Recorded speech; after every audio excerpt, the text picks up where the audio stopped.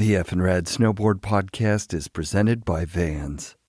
Season 6 of FNRad is sponsored by Wired Snowboards, the Boardroom Snowboard Shop, Anon Optics, Finest Quality Crow's Nest Barber Shops, Tribute Board Shop in Nelson, BC, and Stance Socks.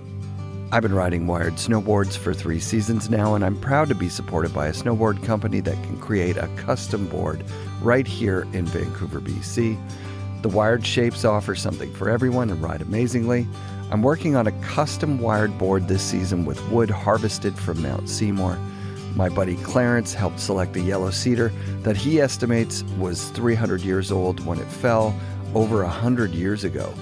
Clarence is a famous totem pole carver from Haida Gwaii, and we had a lot of fun working on this project together so far. Now Rob's going to glue the core together and make a wired board from wood from Mount Seymour for me to ride on Mount Seymour.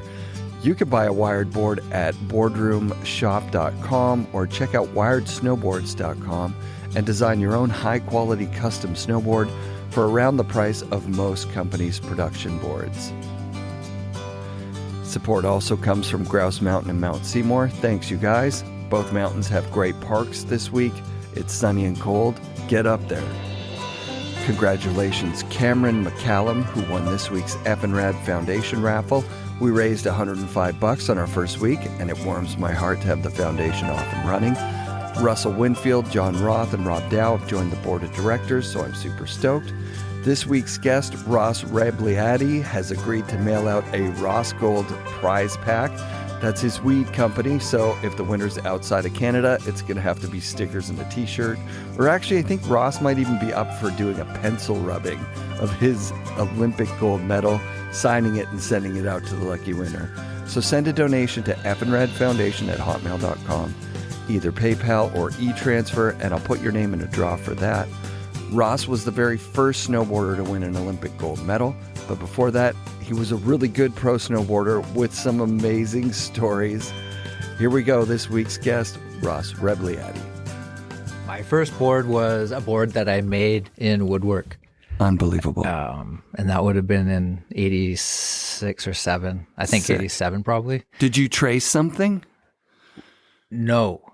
What we saw snowboarding in some European, where they were snowboarding in Europe or something like that. Sure.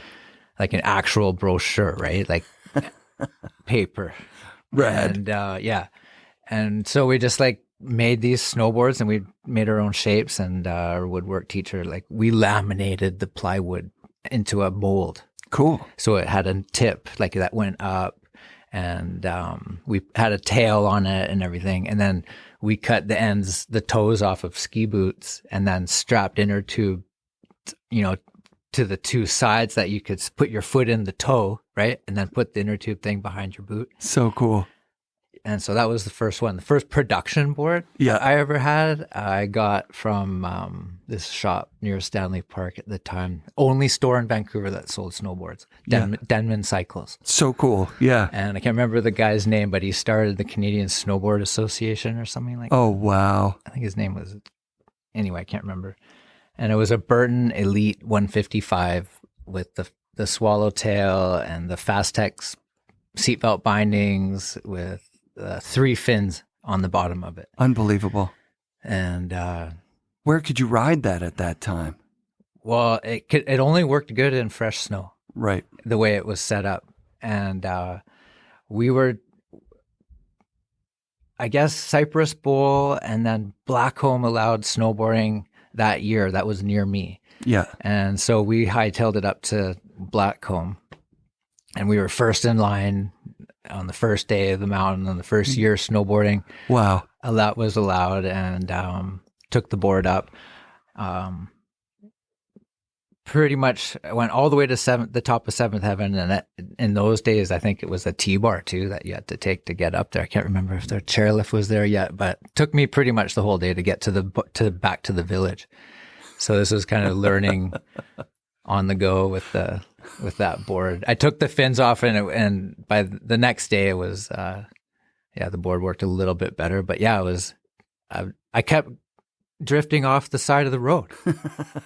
I could not stay on the road. Like the road just goes for 100 miles from the top of Seventh Heaven. Yeah, totally. Right?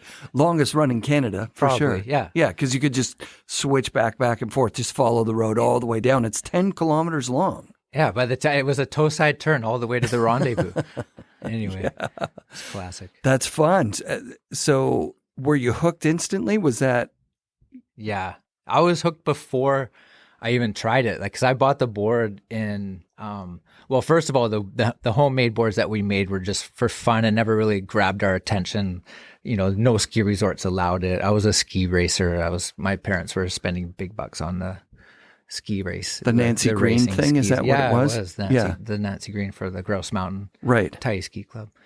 And they have good fall line there. People don't know that. Oh, yeah. That fall line's super sick for racing. It is. They still do it now. It's great. It's good on a pow day. I love grouse. It's awesome. And I'm riding Apex these days. Oh, fall line. They have a great race program. And I'm back on racing skis. I kind of drifted back and forth from, after I retired, back and forth from snowboarding and new shapes of skis, like powder skis. Unreal compared to the last skis I had when I stopped ski racing was 87. They're probably about 4 centimeters wide. Yeah. Right? Anyway. Yeah. I saw your board. I think the one you won the Olympics on display on West 4th, maybe at Pacific Border. Or probably not. Or a signed version of something like that. One of my race boards. Yeah. Yeah. Yeah. I was like, the one that's shit. from the Olympics Yeah. is at the Olympic Museum. Oh, wow. At the Richmond Oval. Come on. Yeah. So if So sick. you can check that. I'm going there. There's a Ross section. Come on. Yeah, I'm smoking a big fatty. I love it, dude. That's incredible. Yeah, but I was going to say that even that board, like, I wouldn't ride it in powder. So tell me about that one that you saw at the store. It was all white. Okay, yeah. It had an all white top sheet. That's what I thought. And it was very, very thick through the middle. Yeah, they're stiff. You could not bend the thing to save your life. Yeah, I have a couple more of those actually right in that room. Yeah, and I was like looking at it, that thing would suck in powder. It would rip corduroy like crazy or icy shit, but it's a very specific tool. And it was super big. It's like, yeah, it was. I mean, I'm not sure which one you saw, but some of those ones were upwards of 200 centimeters. Yeah. It was just like as someone who's snowboarded since I think 88, and I've had every kind of board you can imagine, but not like my race board would have been like a Kemper Aggressor, which wasn't even, it was so wide. Yeah. Yeah, it was just like a big square awesome tail. In powder. Yeah, all exactly. the old race boards were still good in powder. Totally, like the M8. Totally. Yeah. And all those, like the Sims 1710. Totally. And all that shit. Yeah, the 1710 was just a big. I loved that board, actually. Yeah. You had, I had that board. You had that board. So you went from a Burton to a Sims probably? No, I had the, let's see, I think I went from the Burton Elite, and then I got the 165 because I was on the 155, so I got the same board but the longer one. Yeah. And then from there, got me into that Craig Kelly, the first Kelly summer camp. Oh, sick. And then they were looking for people to sponsor at the time. This was the summer of 87. Unbelievable. Or summer of 88. I think it was summer of 87. I love that you went to that camp because when I interviewed Tim Wendell, he said his first year of camp, they had just come back from the glacier in Austria, I think, or somewhere in Europe. And Craig and he partnered up and did a camp together. And that was at Blackcomb. Mm-hmm. And you went to that year. I was a camper. Oh, man. And they were still building the other T-bar. Unreal. And so we had just had the one T-bar, and there was a pipe. It was a long time ago, man. I was like 15 or 16, probably 15. 1987. I was probably 15. Unfriggin' believable. Yeah. Yeah. Wendell said that because they did that camp and they kept the summer going, they had a leg up at competition the next year, right? And you think of Craig in that TDK, he was ahead of everybody. Yeah. Because he was training all summer and he was dissecting snowboarding to try and figure out how to teach it. Yes. And so because he was looking at it from his engineering mind kind of thing, he was able his to... rocket science mind. Yeah, exactly. He was able... So what was it like to be a camper at that camp? Would you stay in the village and then go up in the morning on the school bus thing? Yeah. my dad had a place there. We had a place there in Whistler. Wow. Growing up. And so, yeah, I stayed there, but I hung out with Craig. Like Craig was already my idol at the time. Like Rad. already, like I only been into snowboarding for 1 year, and we'd go to the skateboard shop, West Coast Skateboards, and we'd like beg them to like, when are you getting Transworld? And we'd Rad.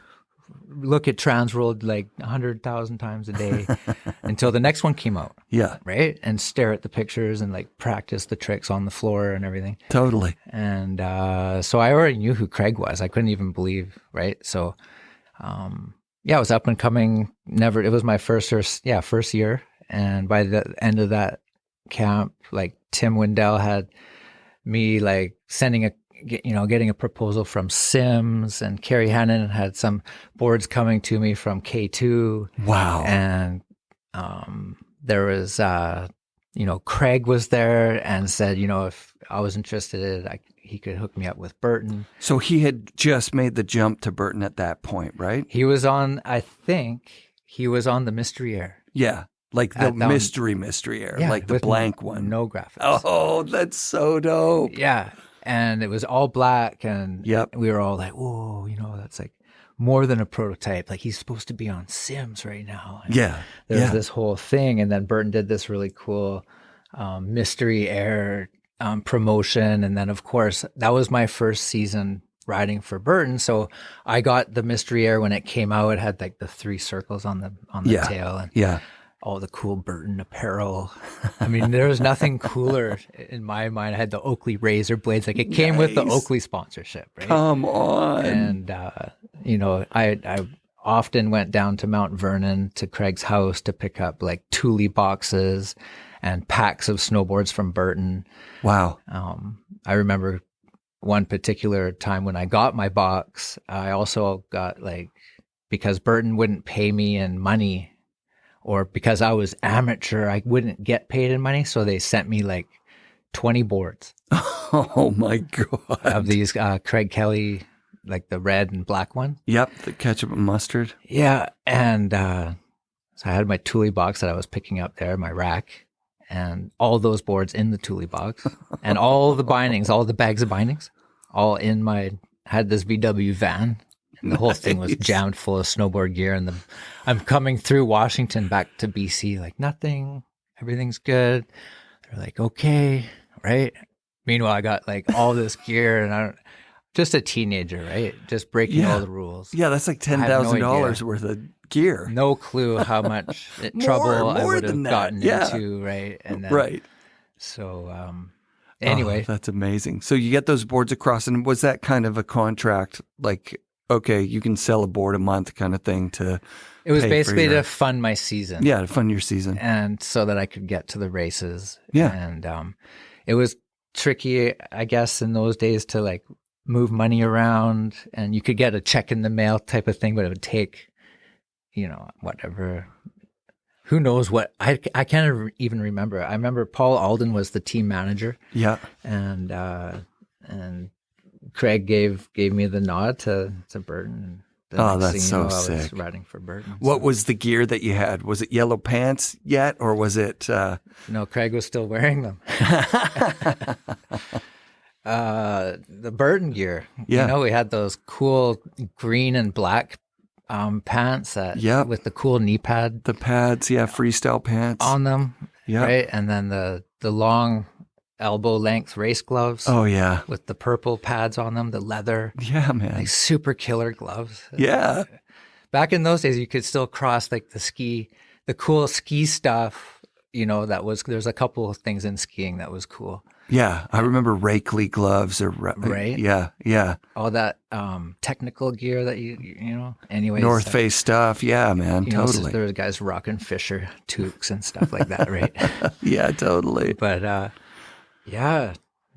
Is that when you shoot the photo for the cover of Transworld Snow around that time? That would have been a couple of years after that. Oh, yeah, because by that point you're on West Beach. I remember the West Beach headband. Yeah. We bought that headband My friend Chris Lyons and I both wanted that headband so bad because you were on the cover. He had the cover on his wall, and we're like, what's West Beach? And that was probably our first introduction to West Beach. So the West Beach story is the way it started was they were three surfers. That was their logo. Yeah. And there were a little pink store across the street from their main store that everyone knows called California, BC. Right. And I used to go in there all the time, and Chip worked there. Yeah. And everyone knows Chip. Went on to start Lululemon. Yeah. And so eventually I was like, I'm doing these contests. Why don't, I wear your sweatshirts in the contests and you give me free shit. And so that's how the West Beach team started. And they changed their logo after that season to the three snowboarders. And, that's incredible. And then... Yeah, because it was volleyball stuff or like these shorts. It was like West Beach. Like was surf, like, surf shorts. Surf, volleyball, he was cut and sewing those. He was cutting and sewing those in Calgary, and he moved out to that little... It was a really eclectic house on 4th Avenue between the two boardrooms eventually. And in fact, Murray rented out that house and used it as an office until they tore it down. It had it was a cool place. Yeah, it was just neat. It was a cool store. Yeah. And the guys were cool, and they had like all the cool like T&C and stuff. That's right. Like back the t-shirts were a way different deal in those days than totally today. Yeah, like no fear stuff. Like it was, you could have a whole company that was just selling t-shirts with like dogs growling on them or whatever you want, like neon. Right. And make money hand over fist. Yeah, they're just printing money. It was crazy. Yeah, so you're basically single-handedly responsible for turning that ship. Yeah. That's insane. Yeah. And then the West Beach team got big. Because, so like Dano, Jay Bomber, bunch of you guys. Paul Cullens, maybe. Paul Culling, yeah. That's right. Yeah, he was definitely on there. And then the next generation is like Devin and KY and all that. And by that point, it's humongous. And everybody everywhere wanted to have that stuff. Right. And then, so that was wild. And I was involved, like I had my own line with West Beach and everything. Yeah. And designed stuff there for a couple of years. And we had... Like you helped design the clothing? Like I had my own line of clothes with West Beach. Come on. My signature was on the tag. Wow. Yeah. No. Yeah, man. We got to find that. Do you have some of it? Somewhere. I've got like a room in there with 50 boxes. Yeah. We can go look through it, man. That's a so trip. sick, dude. I don't want to go near it. Yeah, right. Of course. Oh, it's like a nightmare. It's like of 20 lives ago. Yeah. Yeah, exactly. But no, I do have all that weird stuff. That's really, really cool. I even have Craig's yellow pants. No, you don't. Yeah. His actual... The ones that were in Board with the World. Not the Luke Lamar ones, but the Craig's Board with the World yellow pants. Board with the World yellow pants. Unbelievable, dude. How did you wind up with them? Because I was down at his house in Mount Vernon picking up gear. Yeah. And his wife, Kelly Jo, was selling shit of Craig's. That's incredible. And I can't remember if I fucking paid for the stuff. Sure. Like $20 for a pair of pants. If she gave them to me. I don't even remember. Yeah. But I've got the yellow pants from Board with the World. I can't believe that. Which is one of my favorite. It's probably my first and last snowboard movie that I ever cared about. Yeah. Yeah. I actually sent, so I bought a demo Burton with the demo stamped in the bottom, secondhand from a shop. And then there was an ad in the magazine that said, send in your proof of purchase of a Craig Kelly snowboard for Board with the World for free. So I sent them this handwritten receipt in the mail along with that. And then they wrote back and said, we're really sorry. It can't be like a used old board. Oh. And I was like, are you sure? And then they just sent me the video. Oh, perfect. And I watched that until I wore it out. People say that. I don't know that it's probably at my parents' place somewhere, but like Joe Satriani, the amazing. Whole, just everything Craig. What was the next one after that? I was Bored with the World, and then the next one after that, I can't remember what it was. Yeah, I don't even know. I would know it. I'm sure anyway. it wasn't as important. The Craig. We had the soundtrack of Board with the World on tape. Yeah. And we would ride to it. Surfing with the Alien. Yeah, you would just listen to the whole soundtrack songs. of the whole. Yeah. We would listen to the movie while we were snowboarding. Yeah, man. And then we'd go home, and it'd still be playing on the TV. We just push play and watch it over and over and over. What a time, hey? What a time. Yeah. I have it completely memorized. Someone posted like, Jason Ford's got a girl in every port. Right. I haven't heard those words for a while. Yeah. And they were like, who's got a girl in every port? That was like the question, was like a quiz. I'm like, right. Yeah, dude. You could see in your mind's eye right now, Jacoby going, every port. And that was the year before I got to World Cup is when Board with the World came out. Rad. And I'm like, Coach Craig's camps. I know Jason. I know, Duck Boy. I know all these guys, and from the the summer camps. Yeah. And from being a fan. That's sick. So then the next year I actually got onto the World Cup tour, and I did half pipe for the first year, and then because that was still a thing, like there was a lot of crossover in those days. Yeah. Well, people have made a point of saying, Ross he actually had a lucrative freestyle career as well. I probably would have had a more lucrative career, but I was more interested in the racing side of it for some reason. Well, you came from a ski racing background, you said. I like the speed, and I like the fact that I was up against the clock. Right. I really liked that. I love freestyle and free riding, and that whole, it's a lifestyle. It's a culture. It's more than just, riding pipe and doing tricks and stuff. Like I really do love the free ride, aspect of it. That's like the passion, for everybody, mostly everybody. I mean, there's a lot of park rats these days, and some people in like Scandinavia that don't have anything else but a rail, sure. to ride. But they're out there, right? Yeah. And there's passion there, and they're doing it in freezing cold conditions. Hell yeah. And they're doing it anyway. Yeah. And it's more segmented now than it's ever been. Mm-hmm. There's, the weird thing is I had to actually ask someone, is racing in the Olympics still? Like, I don't even think it is. It is. I think it is. Is it? Yeah, man. Yeah, the guy said, yeah, of course it is. Yeah, and I was like, oh, okay. I had no idea. Yeah, because for the racers, okay, Jacoby said, I know Border Cross. Yeah, Border Cross took over. We'll have to, see. We'll see. I can't. Yeah. Okay, sorry. And then Border Cross also is falling a little bit out because of how expensive it is to build the courses, right? Like, so like a big air course, mm-hmm. you just build one big jump or two big jumps. Mm-hmm. Even a slope style course, there's a little bit more there. You should take the jumps out of it. Yeah. And just make it like full downhill. That's what snowboarding is awesome. Oh, yeah. Is full downhill. Full downhill. Like just the fastest down the hill. Crazy. Yeah.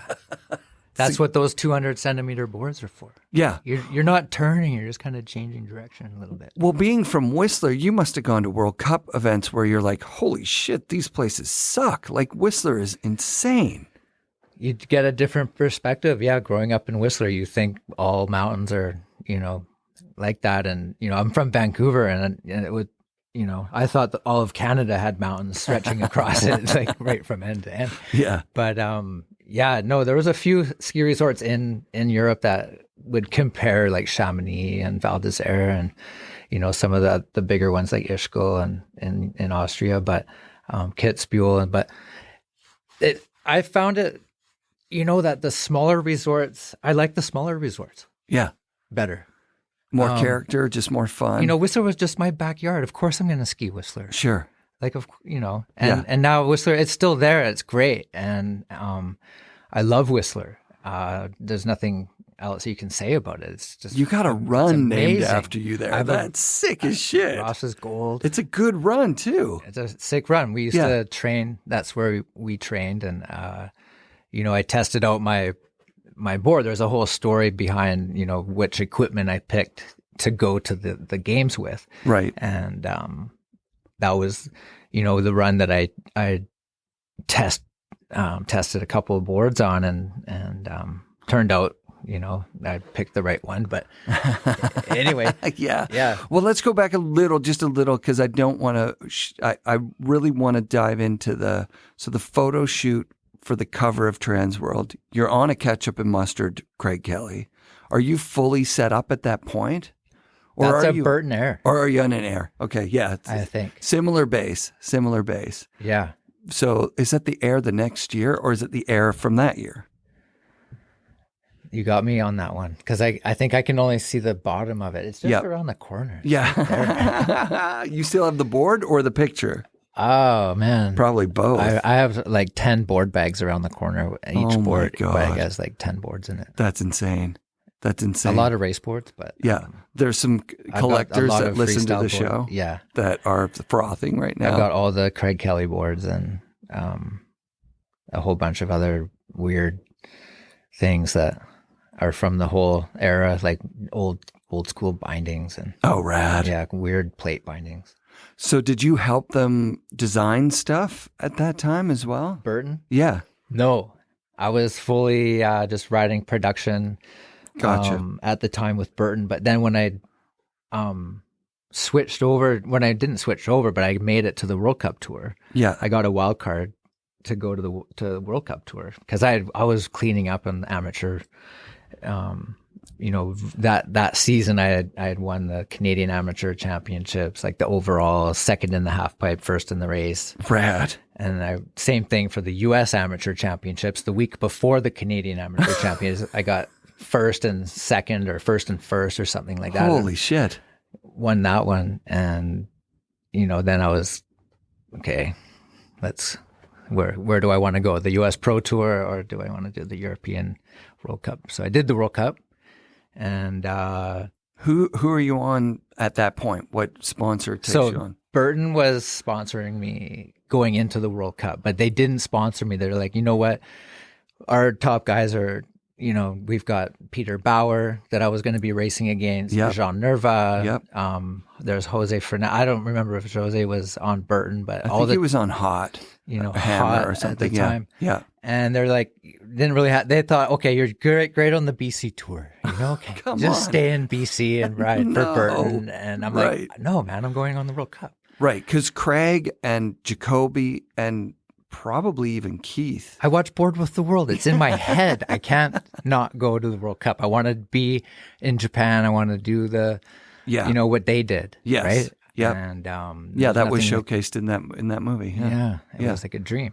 So then, do you take your Burton board and pay for yourself, or do you get some other sponsor?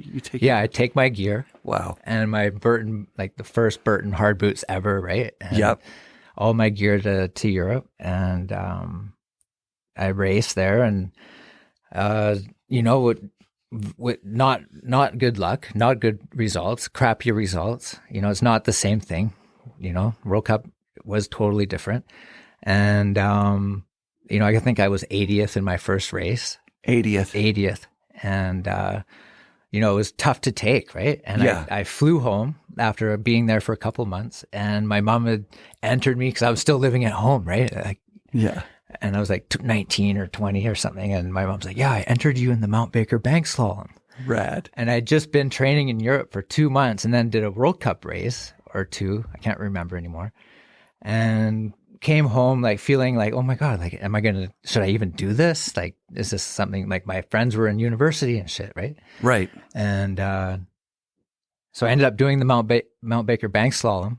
And since it was my first pro year, I entered in the pro category, or my mom entered me in the pro category. And lo and behold, it's like the big showdown, and I fucking win. Nice, dude. And it was crazy. And to make it even crazier, it was Craig who got second. Unbelievable. And it was just unbelievable. Yeah, and you beat him by like 100th of a second. I don't know. You have to look at like the 1992 Mount Baker bank slalom results and see. That's so sick. What board were you riding for that? I used a PJ, I think. Yeah. Which was directional, I think I was on right? a PJ. Yeah, it was an asymmetrical race board. I had hard boots and a fucking speed suit on. Nice. Only guy. Yeah. Everybody else is on their freestyle boards. For sure, freestyle boards. For sure, Craig was wearing his like jacket and his pants and shit. And, but he was also a world champion racer. Right. On the World Cup tour. Yeah, he had a speed suit. Yeah, and and I was just a young kid, right? And I knew Craig because I worked for him for years. Right. And I'm like, fuck you, Craig. I'm coming into your backyard, and we're friends, right? I would know Craig. Yeah. And I'm like, I went to his wedding and stuff like that. How beautiful was that? It was on Mount Baker, right? Yeah. And the bagpipes playing and just... Yeah. Yeah. Were you there? No, Kelly Jo described it, and I was like, I've been up there in the summer to Heather Meadows. Yeah. It's fucking gorgeous. Yeah, I think there was like, I don't know. Table Mountain. Some mountain in the background. Yeah, Shuskin. Right. And it was beauty. I drove up there in my West Beach van. Oh, sick. Yeah. Nice. Yeah. Yeah. How amazing. What an amazing time. Yeah. Right. And then years later, I'm at the, my career, progresses, and Craig was on, to be fair, he was at, that was one of his last years on the World Cup tour, and he kind of started doing more free riding, after that. But yeah. It didn't matter to me because it gave me the momentum, because I was like, if you're going to do this, you got to at least win one pro race in your first season, or else forget about it. Right. And you've been 80th over there, and you're like bumming. Yeah. And I'm like, oh no. And then you come back and win the bank slalom, and you're like, okay, I can do this. So then I trained all, and then I was still on the team, and we were in Colorado training, and Victoria Jalouse was on the team training. Yeah. Which team is this? This was the Rob Roy World Pro Free, I think it was called the World Pro Racing Team, or something like that. Yeah. Yeah. So who else is on that team? Victoria? Shannon Malhughes, Michelle Taggart. There was a couple of other names, I think, even, we had some European, Gaia Debaney. Her brother was world champion. Mario Debaney. Yeah. I met him at the bank slalom last year. Right. Dude's sick, dude. Right. Good style, super fast. I'm racking my brain for these names right now. Yeah, you're doing awesome, man. Yeah. Like, these memories this is insane to me that you have crossed paths with Craig in such a meaningful way. Like, yeah, it was, and for me to really appreciate, like, as a fan first. Right. I was a ski racer, and I was a teenager, and my friends in Vancouver were getting more and more like into city stuff. And right. I was kind of like, I'm going to just go to the ski resort more.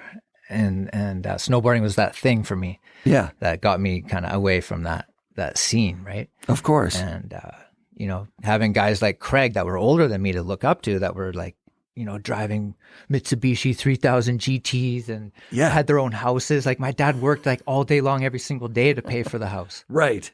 And he's like ripping around in sports cars and shredding powder and doing contests. And he was the very first. I'm just like, I want to do that. Yeah. He was the very first, like, pro, like paid pro. He took it serious. He took it super seriously. He took it serious. Yeah. He took everything seriously. Like, he was a really good surfer. I remember running into him in Seaside one time. I was out surfing. Yeah. And there was one other guy. It was Craig. I'm like, no way. That's I'm like, hey, amazing. Craig. I still can't think of anything to say, because I'm like, even after my career is over and I'm like 28 now and I'm not like 18 anymore, I still can't talk to him properly. Because you look up to him that much. Yeah. Yeah. I know his daughter now. Amazing. Talks like him. I knew his sister. Yeah. Back in the day. That Gillian. Gillian, yeah. Yeah. That's who Craig's daughter looks like exactly. Right. Because those two look, like brother and sister. I remember the story. He took off in his van to South America and had a family on the go. Yeah, man. Yeah. Totally. Yeah. And she's working at Burton right now. No way. Yeah, man. Wow. Jake took care of her whole life like a daughter. Amazing. Pretty cool. Wow. Very, very cool. Heavy duty. Yeah, right? Yeah. Yeah, totally. And better roll another joint. Yeah, and she worked at Baldface. Really? Yep, and her mom too. Yeah. So very, very cool. So let's get into your racing career, because it's obviously that's where you go from being, a pro snowboarder in the scene to being the most famous pro snowboarder on the planet for a couple of years. Right. Yeah. I mean, racing was, I knew going into racing, like this wasn't probably the most lucrative or the way I was going to get the most exposure or Sure. how I was going to get into Warren Miller again. Yeah. You know, you were in a Warren Miller film too? I was the first snowboarder in a Warren Miller film. Oh my God. Which one? Steeper and Deeper. Steeper and Deeper. You're in that. Yeah. I have a one-piece North Face suit, I yellow. love it. And I'm with two skiers. Yeah. And I'm, just dousing them in my rooster tails. Oh, perfect. And then I get my own solo shot coming down. Probably one of the first helicopter shots in free riding of a snowboarder. And if you're lucky enough to find a copy of Steeper and Deeper, at the very end of it, there's shots of me trying to land this enormous crippler on the wind lip. Oh, I know. Yeah. No way. Yeah. Oh, that's so sick. And that's when the credits are running. The wind lip was so insane that existed. It was crazy. Yeah. To this day, it's like a wave in Hawaii. Yeah, man. That's just sitting there. Mm-hmm. Just doesn't stationary wave. Yeah, it's amazing. Yeah. And Guillermo Till, who shot your cover photo, shot that epic shot of And Doug that's where the Lundgren. cover was. Oh, no way. Yeah. The cover's off the wind lip? Yeah. Oh, that is so dope. There is a wind lip that's famous on the glacier, on the Blackcomb Glacier, and it's not that wind lip. It's a wind lip that is actually on the front of Seventh Heaven. Seventh Heaven. And we called it G-Force back in the day. Yeah. And it was There's also a frozen wave. Yeah, there's a bunch of stuff in Snowboarders in Exile. They go up there. Right. Yeah. And so that's where the Damien cover and those guys. shot for Transworld that guy took. That's so sick. Was from. And I remember Kevin Kinnear was there. And, these guys were also like, I looked up to these guys because their names are on all the pictures of all the pictures. Terry Kidwell and Kurt man. Lamar. Yeah. Right? Yeah. And all these like Mike Ranquit and all these like hardcores. I'm like, Guy Motil, like he's this guy. Who's this guy? Who's Guy Motil, right? And what was he doing in Whistler? Was he up there Craig for something? came to one of the races at Cypress Bowl. Come on. No, he did not. Yeah. Somehow the organizers got it wasn't a race. Well, it was a race and a half pipe event that he won. And I got West Beach to sponsor it. And they just gave away a whole pile of clothes or whatever. And then the photographers came up with them because the plan was that he was going to do this competition and then go to Whistler for a photo shoot with Transworld. Unbelievable. And they came to the contest and they invited me because I was friends with Craig. Yeah. I coached with Craig's camps. Craig got me on Burton. And so Craig's like, why don't you come to Whistler and we're going to shoot. And you get a cover shot. And I got the cover. Oh, dude, that's so sick. I know. Yeah. It was just crazy. And Guy Motil. Yeah.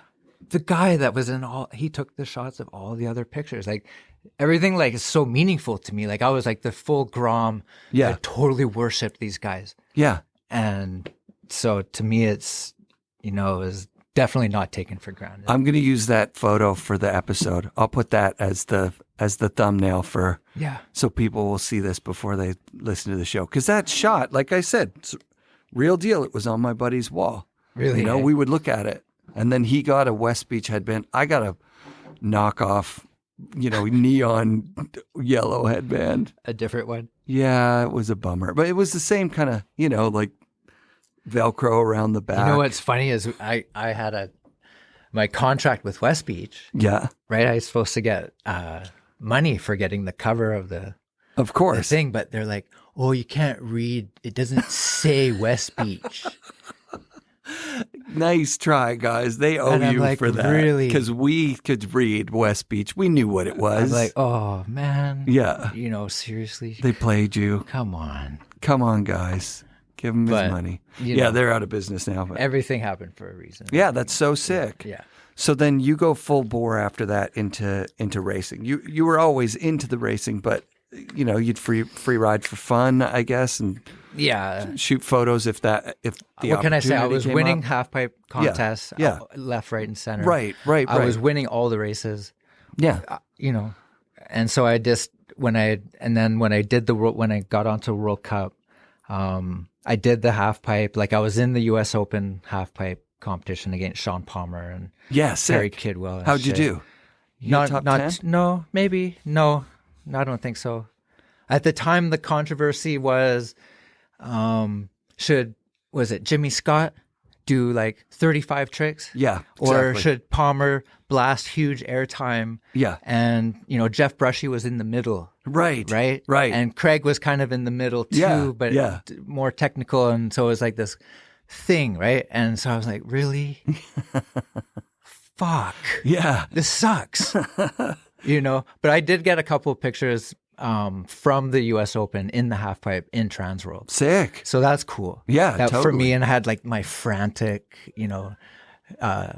safety leash on. Yeah. And anyway, Was that buddies of yours? Frantic? yeah, Fran, I think his name was Fran, and he was friends with the guys from Sessions. Oh, nice. And so I just wanted to have all the same sponsors as everybody else. Yeah, of course, So man. I had Sessions. And stuff. Session. You were on Sessions? Yeah, I was on Sessions for a bit. Dude, yeah. that's an iconic. Yeah. Before I went to World Cup, I was I going to do it in the States or was I going to do it in Europe? And I ended up in Europe. And I just wanted to ride with the best guys that I could. Yeah. So after that first year that I didn't do great, I got third in my first race the next year. Oh, sick. In a race against like Dieter Happ Yep. was second. And Dieter Happ won and Fawcett was second. Oof. And I was third. Yeah. And so that really, boosted the confidence again. Did you and Fawcett race together in any sort of team? That was in sense? Bormio too, by the way. Oh, sick. Bormio. Where the hell is that? Italy. Oh, sick. Yeah, they have a sick downhill there. Yeah. Ski downhill. Yeah. So is that your favorite kind of racing? Just like a wide open downhill? I'm a speed event guy. That's what Super G was my specialty. Yeah. And I was good at all of the events, but GS was kind of, they eventually stopped doing Super G and whatever. Yeah. See, I don't know about the Unfortunately. racing thing, but Yeah, I it was mean, too bad. I can figure it out from context clues. Like the dual slalom is those tight little courses where you're racing head to head. Yeah. Giant slalom is GS, and then GS. super giant slalom is like A big GS. just like going faster so GS. fucking fast. Yeah, that's what Yeah. the long boards are. Yeah. Yeah. The Europeans protested against Super G because they didn't train it, Oh. and we did train it. We Rad. love to train it. Yeah, we of trained course. it a lot. Yeah, We just sick. rode like that. Actually, to Yeah. be honest, that's how we would ride. Was just straight down the mountain. As fast as you could go, And just, stable. Like using the terrain as the turn, Cool. and not like turning. Yeah. Yeah. Like when you see the guys in Alaska and they're just going down. That's how we would ride. Yeah, That's insane. Did you get an Alaska trip? Did you get up? I did. No. Yeah, I shot with Berger. Sick. In Alaska and got the cover of Transworld Snow, Yeah. which is their free ride Like magazine. Snow Life or something like that? Yeah, I think. Yeah. Was it Transworld Life or something? I think it was called Snow Life. Snow Life? Yeah. Yeah. Oh, And- that's sick. Yeah, and we rented 2 like 40-foot motorhomes and we drove from Anchorage Oh my to God. we were at the Chuga mountain range. Who else went on that trip with you guys? A girl by the name of Athena, Yeah. and she was a great rider. And a guy that I don't remember his name right now. Poor guy. Unfortunately, Yeah. I'm gonna, to be honest, Yeah, it was pre Brian Savard because Brian Savard went with Berger maybe 95, 96-ish, around that K2 time. it wasn't Everything Brian was- for sure. I would have remembered that, Yeah. but I can't. I should. I know that I can see his face. I'm not good with names, believe it or Yeah. not. Yeah. Well, you I just pulled rattled some, off a bunch of names. Yeah, you pulled some deep cuts there. So pre 98, when's the first hint that there's going to be 94, snowboarding in the Olympics? There was did they 1994. 94? Did they do a? They told us Yeah. that we were going to compete in 98 as a full medal event, no demonstration, nothing. There was no demo. No. So 94 was the Lillehammer, Yes. and What did they do at Lillehammer? Did they? No snowboarding. Nothing. It was It was nothing. So they should have done either 98 as an exhibition year That's or what 94 normally would happen. as an exhibition year. What was happening, though, was there was like a recession. And the IOC was also, the Olympics were getting less viewers on television. Got it. Because not so many younger kids that were now, 15, 20, were watching ski jumping or cross-country skiing or curling or whatever. Right. And so they're like, fuck. And the World Cup Tour was killing it. Even before I was on the World Cup Tour, Craig and all those guys were killing it. And there was like a huge all those guys. party. Yeah. The guys were driving Lamborghinis and shit. Come on. There was so much money in the 80s. No way. This was a gong show. And the World Cup Tour was so big. And the IOC caught, obviously they're from Europe too. And Europe's a small place. And they were like, holy shit, like we need those guys. They're fans and they're what they bring to the table. That energy, that to young, the Olympics. exciting energy. That's how that's why snowboarding, it didn't just get there, because we fought for it, although we did. Yeah. But, it was the fans, really made it come true. Like we were at, for example, in Innsbruck, there was this huge ski jump from the Olympics that's still in Innsbruck. Yeah. And it's like a Coliseum kind of, right? Yeah. And we do this like Aaron style show. Was it the Red Bull one? Yeah. No way. Yeah. I used to go to all of those and watch them because we'd be there racing. And it was always during when we weren't racing. And it was like popular. Over Christmas or It was whatever. Exciting. It was like crazy. I could remember seeing the crowds. 100,000 people would come to it, and it would be like people would get trampled. And Come on. I think 1 year it was bad 1 year. And so anyway, that's the IOC people live around Innsbruck and they know about shit like this that's going on, right? Yeah, and they want a piece of that. And so that's how, so in 94 they said, full metal sport in 98. And then that was the very first hint of FIS as a governing body for at the time snowboarding? we didn't really we didn't think that. And then I think it was maybe the beginning of the next season that we started hearing rumors of a secondary tour and that they were going to pay expenses. And it was going to split the tour down the middle, right? Because if you were a hardcore snowboarder and you were like, fuck the Olympics, or not even so much that, like just your friends were running these events. Well, on the World Cup Tour, for example, like let's say you're riding for like Oxbow, right? Or Keemsay was one of the big sponsors of they would sponsor the World Cup Tour. Right. And have like their star riders. Of course.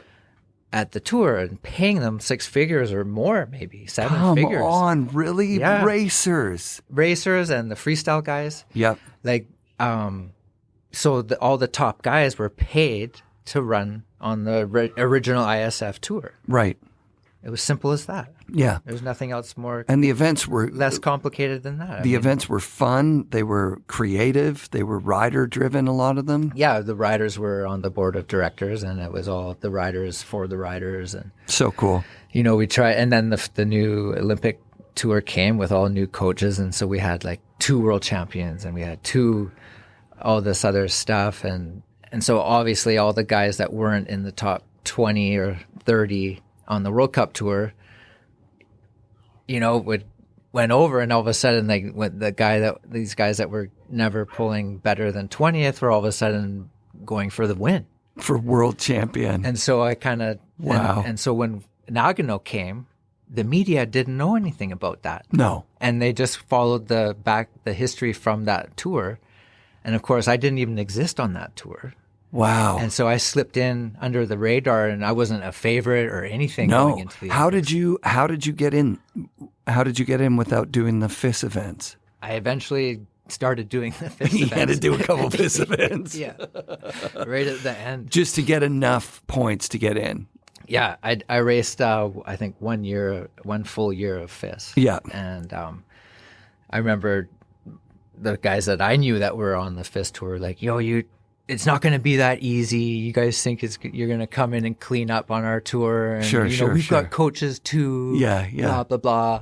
And I'd be lucky to win 1 race a year on the World Cup Tour. Right. and make a bunch of top 10s. Like I was a top 10 guy. I would win one race and maybe make third or second and maybe once or twice else. And that was it. Gotcha. Win the first 2 races of the season on the new tour. Sick. Right. Back to back. I never win 2 races in a row. Right. Ever. Right. And so they shut up after that. And unreal. that was my debut. But was Fawcett on that tour already? I'm not sure. Because he was world champ at that point. He was more of a U.S. Pro Tour guy. Yeah. And would come to some World Cup events. Got it. In Europe, like the World Championships. Because he was basically unbeatable going into those Olympics. He was always unbeatable. Yeah. Because he was one of these first guys to train at an actual training facility in Vermont, right? He went to Sugarloaf or something. Yeah, wherever he went, it's where Jeremy Jones secret training. Yes, yeah. And those fuckers. And he Jeremy was a good rider too. Yeah, he got fucking good. And Jeremy was a good racer, right? You would have raced against Jeremy. He was a diehard racer. Yeah. So I'm a little surprised that Jeremy went so hard into free riding and didn't stay a little bit more as a coach, maybe. Sure. I thought he would have been a good coach. Yeah. But anyways, he's an amazing rider also. Yeah, and he emerged as a world leader in free riding. I think. Oh, for sure. Yeah, I think partially because of his affiliation with his brothers who do TGR. Right. So like they were able to make professional movies and get budgets, and so he was, like able to be that guy. Had a production crew. And totally. And then sell it to sponsors. I always thought he was pretty organized to figure all that shit out. So that answers a few questions. Yeah. So he used to do Alaska trips with his brothers from the Vermont training camp, right? And so he would go straight from training. The training would end. He would go up to Alaska. They'd do a trip. They'd do heli. They'd film stuff. And what I'd like to do is ride with Jeremy. Yeah. And shoot with Jeremy. Yeah. On skis. He can ride his board. Yeah. Yeah. Oh, that's sick. You're at that level, you think? Like, you could go ride Alaska. I fucking love it, dude. I always looked at free riding and thought, oh, if I was there, I could do that. And then I've been to some gnarlier places, and I'm like, nope. Yeah, I did Alaska one time with Eric, like I said, and it was scary. I was scared, right? But I can imagine you get used to it. Sure. I was getting used to it by the time I left. And hey, Rocco. Hi. Hey, buddy. But I don't know if like Jeremy's like first race of the year or first run of the year in Alaska.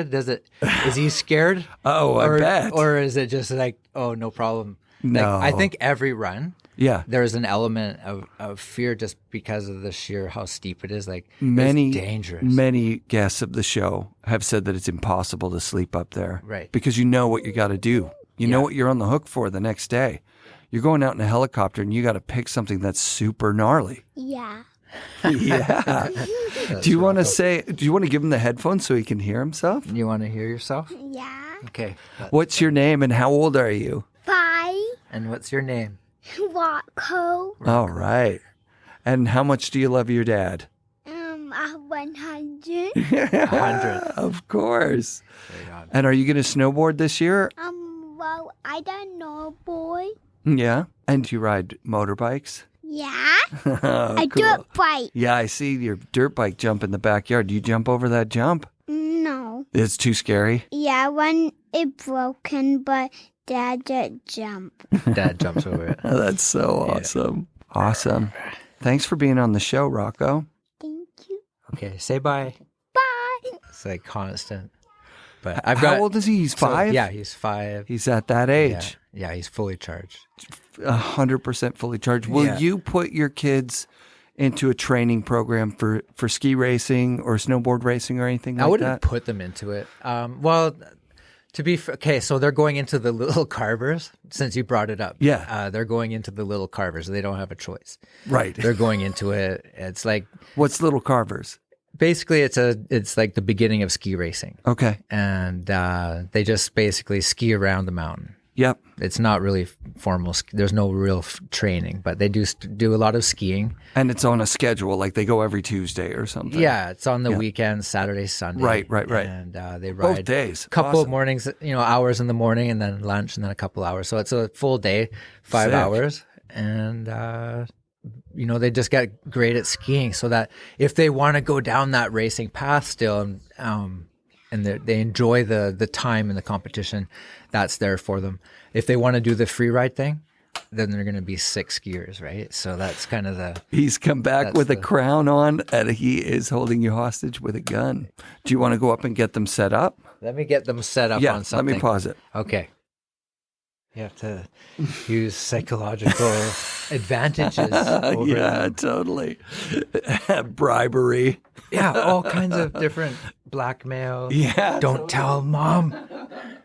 Get that right in front of me again. There we go. Perfect. Yeah, man. I've got 2 kids. Mine are 20 and 17. Okay. So, yeah, it's been a while since it's been that dynamic, but I know it. That's why I'm like, put the headphones on. He'll be into it, man. Yeah, right on. Yeah. Awesome. So I think we were in the middle of the transition where Fizz is fucking everything up, essentially. And then, we were talking about, you free riding in Alaska with Jeremy. You could do it. Yeah, I can't remember who I was with. Omar Lundy. Omar. Sick. I remember. Yep. I remember that trip. Omar. Sorry, buddy. Yeah, that's dope. No, dude. I just haven't seen you in a while. That's all. Yeah, I mean, that's over 20 years ago. Of course I remember the girl's name. Right? Were you a ladies' man the whole way through? Was there drama with racer girls and trying to date people? Yeah. Or, really? Yeah, I was. There was some girls on, tour and a few 1 or 2 towns in Europe, and nothing bad ever happened. It was all good, right? Yeah, it was all fun and but it got you could see how it could get complicated, right? Like, oh yeah. You're on a team, and then and all the guys are going after all the girls, right? I would imagine. Oh yeah, like Kevin Delaney was on my team, right? Oh, yeah. Dave Dowd was on my team at one point. Oh wow, Dave Dowd, right? Yeah. And so they were all in Europe with us. Sick. And Kildee was Kildee in? Yeah, Mike. Yeah, Mike Kildeval. Yeah, he was floating around the tour. I think he was on like the Cross M team for a while, and then he was on some other different independent teams or whatever. Yeah, and you mentioned at the beginning that you were good friends with Jacoby. You must have trained with him a bunch, or at least raced against him a lot. He was a Burton rider. Yep. Back in the day, and so he was a big name to me. Coming into the scene. Totally. And so I was pretty. I was happy to meet Mike and to get to know him. When you were talking about the pro thing versus am thing, like, Burton seemed to take it pretty seriously in the beginning. Like, Jacoby almost didn't turn pro with Burton because he was afraid that would ruin his chances of going to Olympics if it ever happened. Right. Yeah, there was that worry back then. Yeah. That's why I was getting paid by Burton in snowboards instead of in money, which... Yeah, exactly. I even remember placing there was this Koala Springs competition in Whistler. Springs. Yep. And I placed in the money in that race against all of these guys.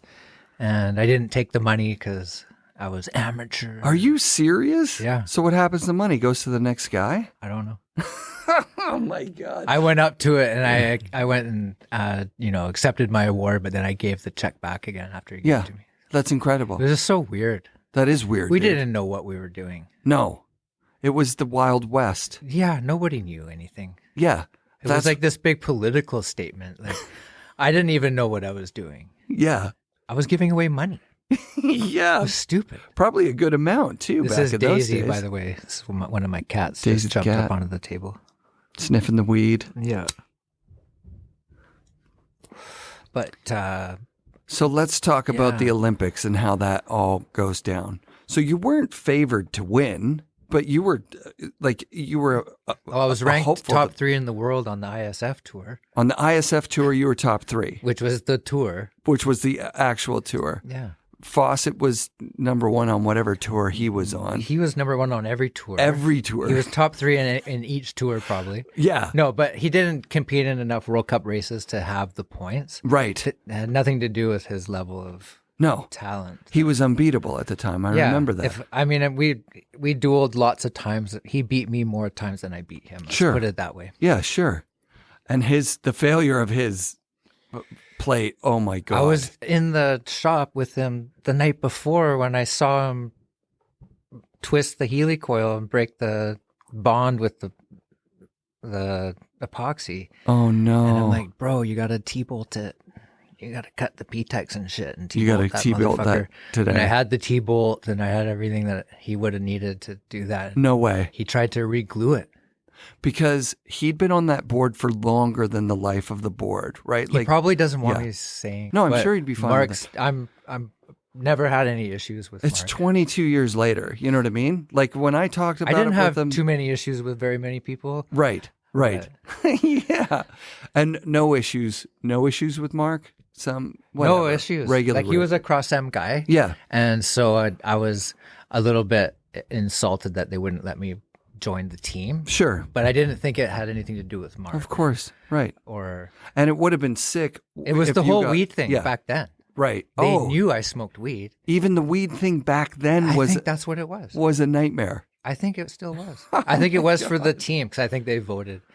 And I only bring it up because it's interesting. It is interesting. I don't feel like personally Do you think these guys anymore. thought there was now. Yeah. Do you think these guys thought there was a performance enhancing component to marijuana? We didn't see it that way. But why would they vote against it? Because of the stigma. The stigma. So it was just like, we don't want this guy on the team because what happens if he wins and then they test him and it's weed and it's on us? Like we're traveling around the world. Right. We're going to Canada, to the States, to Japan, Ross is hooking up everywhere. Okay. So there's a moment it wasn't just me. There was a group of us that liked to smoke weed wherever we were as much as possible. Sure. And it wasn't like the whole Canadian team. No. Or any of the teams. It was one guy, a couple guys from the Austrian team. There was the Italians like Mattioli and those guys, Lisco. Nice. Yeah. So you find your people while you're on the tour. You're like, yeah, let's smoke some weed. It's not a big deal. Yeah, they would hook us up in Italy when we were there, or Austria. They would hook us up, if we were in Austria, and then in Whistler, we would hook whoever wanted to get more baked than they've ever been in their life. How was the weed in Vancouver and Whistler compared to everywhere else in the world? Well, you couldn't get weed anywhere else in the world. Right.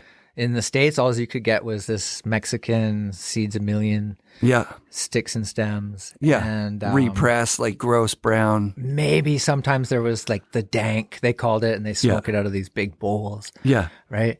But the weed like that we Oregon got, Outdoor or something like that. Yeah, maybe. Yeah. It was always like wet.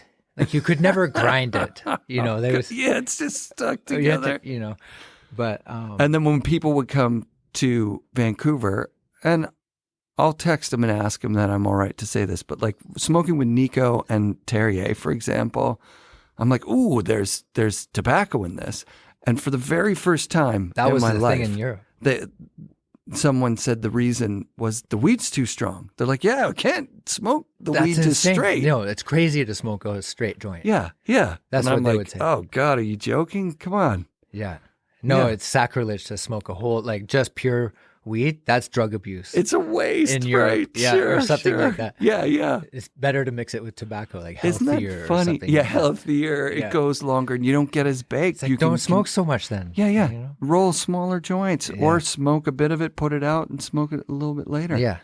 It's a fun culture. Like we were obviously smoking mostly hash when we were in Europe. Right, because you can pocket that and you can get it there. That's all you could get. Or it comes out of Afghanistan in that hole. Yeah. We could only get hash. That's all, really. And then we had a couple of times. Hash is good though, hey? Like, hash stuff. Yeah, like the real, soft, I remember being good cooped hash. up in Austria in a farmhouse. Yeah. In the attic of the farmhouse where I was living. Yeah. Listening to Frank Zappa on this wicked Bose stereo thing with my pipe and my hash, and I was in Europe and isolated from the whole wide world. Just the whole experience became better with weed. Sure. You know, and of course we left, you know, Whistler not thinking anything about the weed. We're just like, oh, now we're going to Europe. Yeah. And all of a sudden it's like, oh, I really wish we had weed. Didn't even think of that. Yeah. Right? Yeah. And then, you know, can't sleep. You have jet lag. You can't eat properly. You Sure. feel really weird. You don't know anybody. Right. And finally you hook up and you get the weed and everything just makes sense. Yeah. Again. Social anxiety and all that, being in a different place. And then all of a sudden you smoke a bit of weed and you're not bored anymore. You're Yeah, not like in Europe by yourself anymore. Totally. You know, all of a sudden you got your tunes. Hey, you're going to this race. You're baked. You know, it's like all of a sudden turns into this whole. For 22 years since 1998, when you became the most famous snowboarder in the world, if people ask me, because my family will, like, oh, you ever meet Ross Rebagliati? My story was at that opener of the Board of Authority on 4th Avenue. Right. I had weed with my friend Anson. We were smoking all the time. We offered you weed. You want to smoke with us? And you're like, no, thanks. No. Yeah, I can believe it. We're like, I was like, you know what?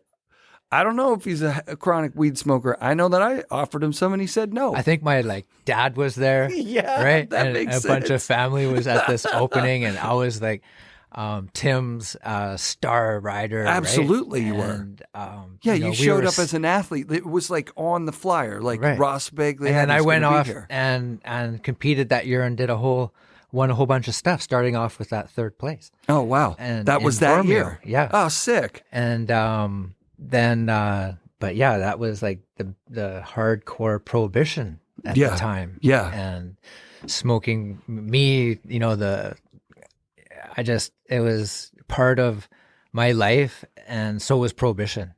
And being freaked out about it. Hell yeah. Right? Yeah. And not wanting to get paranoid where I'm going to have to go back in and it's like a fucking wine and cheese party. It was. And, right? Yeah. And I got relatives there too. Yeah, dude. Like, it was already crazy enough for me just without being baked. Yeah, and we were just to kids. this day, like, I don't know, like, it's different for me now. Like, sure.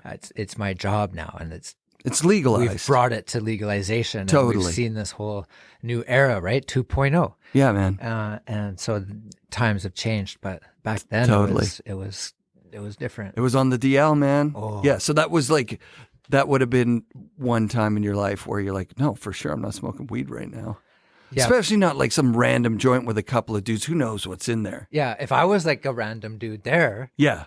Like you guys, I fucking totally would have been baked. Yeah. Right? You hear that, Anson? Right? The mystery is solved. It wasn't because he doesn't smoke weed. It was just a weird time. And at the time, too, I wasn't, smoking from like 5 o'clock in the morning until I would go to sleep like I do now. I got you, dude. And so probably I maybe would have smoked some weed that day, maybe not. Right. And would have gotten I would have needed to be at home to smoke weed, I think. I got you, man. At that point. That makes total sense. Yeah. BOA had some pretty cool stuff. Yeah. When I moved out here, I bought like a flannel. They had some kick-ass flannel at that time. It was kind of starting up again. Yeah. Oh, it's BOA back? Kind of. Good, man. They hit me up on Instagram. Oh, sick, dude. I think it's Tim fucking with me, but it's the same designs as before. Yeah, they'd be good There's now. T-shirt stuff. T-shirts and probably a flannel. Yeah. I should buy a BOA flannel. Tim's an intuitive guy. Yeah. And he would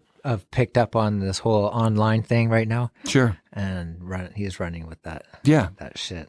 All right. So you get to the Olympics. Let's hammer this out. You are favored to medal. Everyone there knows that they're not going to leave until I'm coming down. All the racers. Yeah. Yeah. Whatever the reporters thought. Right. The racers knew who the guys were that were going to maybe win. Yeah. And we all knew who could maybe win. Yeah.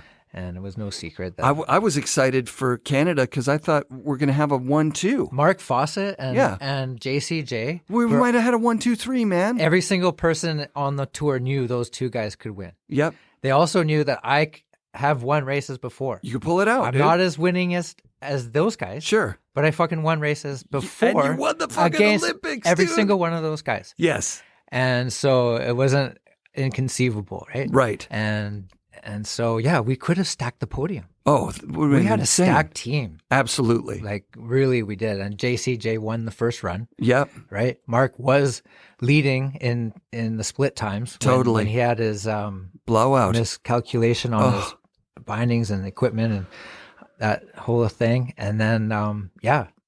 So, I've heard this story from you before. You knew that you were going to be tested, or that you had already been tested 3 times already tested. Yeah. So you knew that they had a positive marijuana test on their hands. No. Oh, you didn't know? No. Oh, I thought you knew. No. I thought you knew, and you hightailed it the fuck out of there. No. Okay. Well, I was referring to 3 tests that I had done prior to Nagano. Okay. That had not come back positive. Oh, okay. As far as I knew. Right. That I didn't know. Yeah, because if they would have come back positive, they would have said, "Hey, Ross, you're failing drug, for cannabis. Yeah. Whatever, change whatever you're doing." And so what I was doing was I wasn't smoking weed around all my friends who were smoking weed. Got it. And so I could have, socially distanced myself a little bit more from them if I knew I was testing positive in these tests. But anyway, I did 3 tests leading up to Nagano. Nothing came back to me. Got it. Nothing, came to my attention. And right. So I obviously made the team and I got to Nagano, and I wasn't thinking that I had a problem the night before the race. Right. I wasn't like, oh fuck, I hope I don't fail my drug test. I didn't think that. Right. Yeah. Yeah. And they random drug tests, right? They don't test everybody. Well, but they once test you all win, the podium guys. Once you win, there's somebody who's on you. My buddy did this for the 2010 Olympics. Right. They're on you, and they can't. Basically, they got to look at your wiener when you piss. Yeah, they do. They got to watch and make sure that piss is coming out of you. Yeah. And you didn't go anywhere between when you won and when you pissed. They're looking. Yeah. They look. They're watching. Yeah. How is that even It's like 2 possible? Performances back to back. First, you have to win. Yeah. And then you have to pee. That's unbelievable. So that was funny. One of the guys couldn't pee. Yeah. I would have an issue with somebody watching me whiz. Yeah. Couldn't pee. Yeah.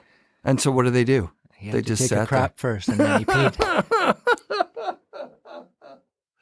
All right. So at this point, and that was in the finish line. Yeah. So we had our little award ceremonies, like the fake one. Yeah. Where they have a podium in the snow. Yes. And then they took us straight to the army tent. Yep. Right there. And then we did the pee test there. Yep. Yeah. And so at this point, are you kind of stressing? Are you thinking, fuck. Partying. You're partying. Feeling awesome. Yeah. Just won. Yeah. Right? Yeah, man. Why would I be stressing? You won the very first Olympic gold medal for snowboarding. Yeah, I wasn't stressing about anything. Yeah, you're stoked. I won. Yeah. Fuck. I had nothing on my mind other than the race. Like, I didn't have a worry in the world about any drug tests or peeing or nothing. Nothing. Nothing. You do the test. You're like, it was amazing. We're stoked. It was incredible. Yeah, that must have been the best night of your life. Absolutely incredible. Yeah. All night, and the next morning was fun until the coaches came in the room. Yeah. But before that, it was amazing. I had one weird instance after the official award ceremonies, where I got my medal. Yeah. And I was walking from the venue across the street, which was a red carpet, thousands of people on both sides. Yeah. And there was like a bunch, like Japan was crazy, right? Yeah. Snowboard fans, like crazy snowboard fans. And just Olympic fans and sports fans were there. And someone reached out of the crowd and grabbed my medal and and they went, and pulled it as hard as you could ever pull it. Come on. And right there in the crowd, and people like screamed, and then they didn't get it. And then it was like, whoa, what happened, right? That's insane. It was so crazy. What kind of person was it? Did you get a look at them? No, just an arm came out of from the side and just grabbed a hold of it, and I just had got it. Yeah. And was walking across the thing with some crazy with some guys from Nike, believe it or not. That's insane. Yeah. So are those medals made of gold? Is it here? Is there just a gold upstairs? medal? I can like run up and grab it. Yeah, let's see it. Okay. Can we do that? Yeah. We'll be right back. Thanks, dude. Did you find the medal, or did you get it?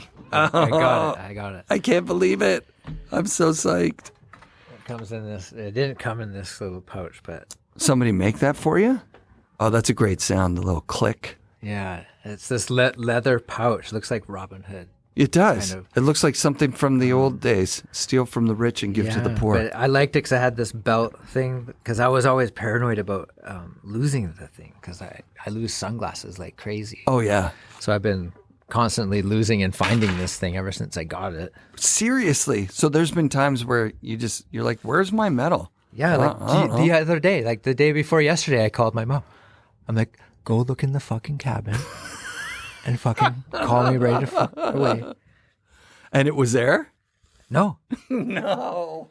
It wasn't there, but it was in the pocket of that Pro Mix bag right there. That outside pocket. That's unbelievable. Because I don't know what to do. Yeah. Yeah. What happens if someone breaks in or whatever? Absolutely, dude. I don't know. Anyway, when I was just, so here it is. Oh, my God. Here, put it in this. Hold it like that. Okay. You can, there's two sides. Is it real gold or it's gold flake or gold coated or something? Yeah, it's not solid. It's beautiful, dude. Thanks. How cool. Holy fucking crap. The one side is this black lacquer, shiny, with these distant gold mountains Gold on it, inlay, with gold yep. Olympic rings on it.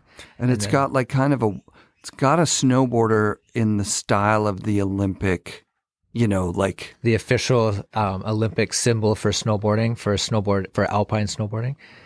And that was the first time too that they ever put that the medals were individualized. So sick. For each sport.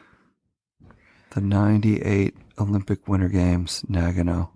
It's beautiful, dude. Thanks for pulling that out. That's insane. I recently did a photo shoot for OVO. Yeah. And they, before the shoot, they had the medal re-golded. Oh, sick. Yeah. Yeah. They're like, oh, can we polish the medal? I'm like, yeah. And it comes back looking like this. I'm like, no way. That's what it looked like when it was brand new. And it's been through you taking it out and looking at it and showing people for 22 years. Yeah. Yeah, it looks basically brand new. I would have guessed that you'd take it out, once a year or something. Yeah, I pretty much do. Yeah. I'd never really take it out, for that. Dude, it's so sick. For anything, but yeah. You're the very first Olympic gold medalist for snowboarding in the world that ever existed. How fucking amazing is that? How did it change your life? Actually, in the story, we're just getting to the point where the coaches. So do the coaches call you in and say, "Hey, Ross, we gotta talk"? Yeah, we were still partying from the night before. Yeah. The people were coming and going out of the room that wanted to see the medal. Had Letterman contacted you yet? That was Leno. Leno. Who reached out. They reached out like right away, or was it like after the controversy? It was the day I got the medal back. Right. And I don't know if somehow they got the news and then they're like, let's get him on, or they were like, let's get him on anyway. Either way. I don't know. Right. But it seemed like, because I got it back, that they were inviting me on, because it was like this big, at least in Canada, there was a lot of fanfare around support, yes, for me. Yeah. And, okay. So what happens? So the coaches come in and they're like, everybody get out, and Ross, you sit down, you stay here. Were you at that point just like stressed? Like, what the fuck is this all about? I instantly became stressed. Yeah, man. Instantly had like the shaky leg feeling, like the cops walking up beside you kind of thing. Yep. And, just the tone, like everybody get out. Like, yeah. And so anyways, that kind of kick started the morning from there, was learning that I had failed a drug test. They're like, oh, you tested positive. And did they tell you for marijuana? No. Oh, They said at the time they didn't know yet, and that I had tested positive for something. And if I had any idea what it was, right? And I'm like, it's weed. And I said, that's what to boil it down, that's what I said. I said the only thing it could be was that. Yeah, I didn't take any. You're not taking steroids. You're not. No. You're not juicing. You've smoked weed in the last however long. We all know it stays in your system forever. Well, now we do. And we sort of knew that at the time too. It was, limited knowledge about what we. 24 hours was something that people would say. I remember. We were going on the 3-month bet. 3 months even. Yeah. Jesus. Yeah. So we basically, I stopped smoking weed officially like in April of 97, right? Got it. And so that gave me, I smoked a little bit after the World Cup tour because that tour was the year before the Olympics. I was on the New Fist tour, which was the first time we had drug testing, which is where I didn't do any drug tests on the tour, but that's where my drug testing came about from. Sure. That leading after that. So anyways, I stopped smoking in April. Maybe I even did some drug tests between April and Nagano that I tested positive from when I was smoking weed in April. Got it. But that never came up. Got it. Still nothing came up. And anyways, so I'm in the room. Coaches are like, you tested positive. They send me down to Nagano on a bus, 2-hour ride by myself with one other dude, from, freestyle probably, I think. He was a half pipe guy who I didn't know. No way. And he's like, hey, man, he's at the Olympics. Yeah. He's like, hey, man, how's it going? Like, fucking right. This is, what are you doing? Where are you going? I'm like, oh, I just fucking won and did, and he was like, totally shell-shocked what I just told him. Yeah, of course he is. We ride down for 2 hours. We don't say nothing because I'm in shock too. No security or anything? Were you thinking of just like booking at that point? Not yet. Not yet. That thought crossed my mind. You were in shock. After a while. Yeah, you were in shock. When I got to Nagano, it was like if this was you and you're like, what's it going to be like? Ben Johnson. Sure. There's going to be reporters. Mm-hmm. Sure enough, it was like a frenzy when I got there. Insane. The bus couldn't even get in. No way. Right? And I'm like, the new scandal. And is the other guy going like, holy shit, this is for you? Yeah. At this point, he's disappeared. He's like, I'm out. No, I don't even know what happened to him. He crawled out the window. I don't know if I was. Yeah. Everything was blocked out for me at that point. Yeah. And I was surrounded by, I couldn't get out of the bus. And then the Canadian, the COA guys all surrounded me, like,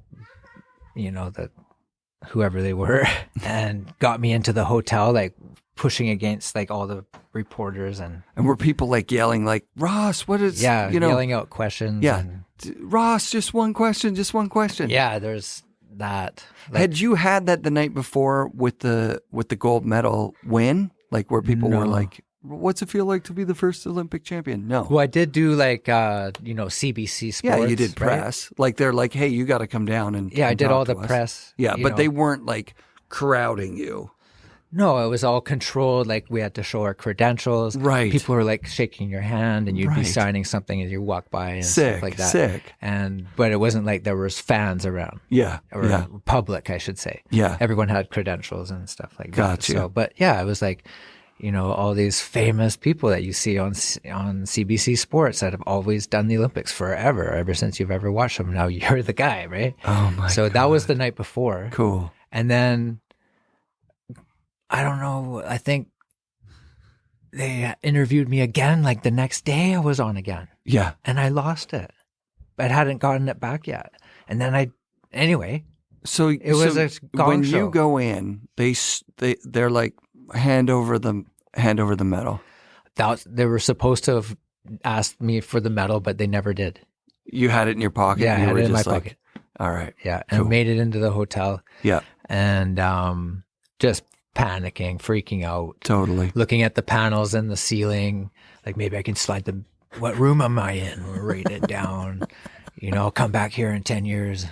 That is amazing. And that's awesome. I was thinking of doing that. Yeah. And the thought of... was there ever a thought where you're like, I'm going to give it back? I fucking cheated because I smoked pot. I never thought I cheated. Ago. Right, exactly. It never crossed my mind that I cheated. I felt like right from the beginning, like, how can this happen? Right. I just did 3 drug tests. Disbelief. Now I'm testing positive. Yeah. The 4th one, like, Yeah. so that was instantly what I was thinking. Yeah. And, you know, after I lost my medal and got it back again, there was backlash against the Canadian Olympic team, the whole entire team, for causing a scandal and a controversy and this whole thing. And, you know, I went back on air and there was rumblings of that I should apologize on TV. But apologies were big back then for stuff like this. It's a perfect example of like, you could kind of redeem yourself by apologizing or something somehow. Yeah. Like, who knows what they were thinking? Like, sure. This is unprecedented. Totally. And I said, no, I'm not apologizing. Yeah. And I'm not, you know, I'm still going to hang out with my friends and da-da-da-da-da. Right. All this, right. you know, that was... Because is that the official prognosis? Like, if you talk to a doctor, said, look, I hung out with my buddies, they were smoking weed, secondhand smoke is enough to test positive. We didn't know. Because their tests are really... We had no idea, except for that was what happened. Yeah. Yeah, There's so no- that's like the official... There's no other way I know because that's what happened. And so, but what did occur was doctors here at the time found, you know, because they said it was whatever nanograms, right? Sure. So like, oh, okay, let's see, what is that? And they're like, oh, no, that's definitely could only be secondhand smoke. And I'm like, yeah, well, because when I got home, people were like, oh, the doctors did the thing and they said it really was secondhand smoke. I'm like, I know it was. Yeah. I know. I wasn't lying this whole time. I know it was up. I'm a professional. I get it called out racer. though often about it. Did you really? Look, you can tell me. I'm like, you know, no, seriously. Yeah, I don't even think. I mean, sure, it would cross my mind to ask, but no, you seem like a genuine dude. We're talking. I would have about loved if I really did smoke weed. I would have been like, I did. Right, of I course you fucked up. would. Yeah, You totally. know, like I didn't mean to, but I couldn't help it. Sure. I had a weed whatever, problem, man. you know, whatever. I don't even know what. But yeah, what an insult. Weed isn't to have, like that. Yeah, to have no, exactly. So what an insult to have given up something that helps you sleep, helps you enjoy your food, helps you socialize with people, recover. It's Yeah, sustainable. Yeah, totally. It's like, you know, now we know so much more about Go to bed pot. early, wake up early. Totally. I mean, But you've given this up, and now on national TV in front of everybody, they're spanking you for having smoked it 4 months ago or whatever. It's like, give me a fucking break. yeah. Give me a break. Yeah, no, they put me in. I was quickly in the police station. In the police station. Yeah. I was quickly in the police station. In Nagano. In Nagano, getting charged with importing a banned substance or In your controlled blood? substance. Yeah. And it wasn't even, I found out recently that, amazingly, Yeah. because I don't know, when's this podcast coming out? Not 6 weeks or something. perfect. Yeah. Because I just did an interview recently for CBC. Oh, sick. And it's coming out in a couple of days. Right. And so, but I recently found out from doing this interview, because it was an investigative interview about Nagano and shit. So kind of sick. with some people like Chalmers and other people that Mark Fawcett, it was in the interview. Ian Adamansing is in it. And anyways, the drug testers, like the doctors who did our drug test, Yeah. went around the IOC and delivered the results to the police independently of the Olympics. What? Yeah. That sucks. I just found that out like 2 days ago. No. Maybe someone told me that back in the day and I don't remember. Sure, But sure. this is news to me. So do you get charged in Japan? I did. For what, like a misdemeanor kind of charge? It never got to that point And because yeah.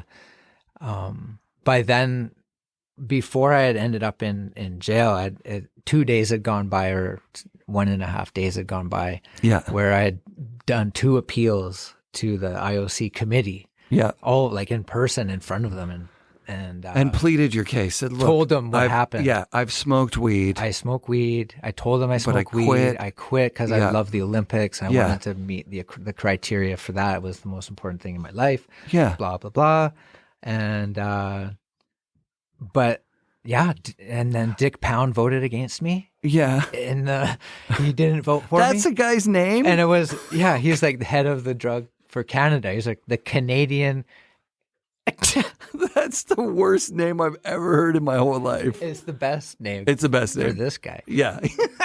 I know Dick too a little bit. Yeah. And because I don't know if you know who he is. No, I have no idea. So he currently holds the head of the IOC drug enforcement division of the IOC. That's insane. But at the time, that wasn't his position, but he was trying to get it. And so politically, he probably, I'm just speculating that he abstained from voting in my favor. I had lost by 1 vote. And they normally would give it to the athlete by 1 vote. Athletes never lost by 1 vote before. They give them the benefit of the doubt. Right. And this was the first time, unprecedented. I lost. 1 vote. So Dick's vote really would have counted and would have avoided the whole scandal. Well, it would have been over sooner. Yeah. Let's just put it that way. And I don't mean to throw Dick under the bus, but no, it's a fact. Of course. That's what happened. Yeah.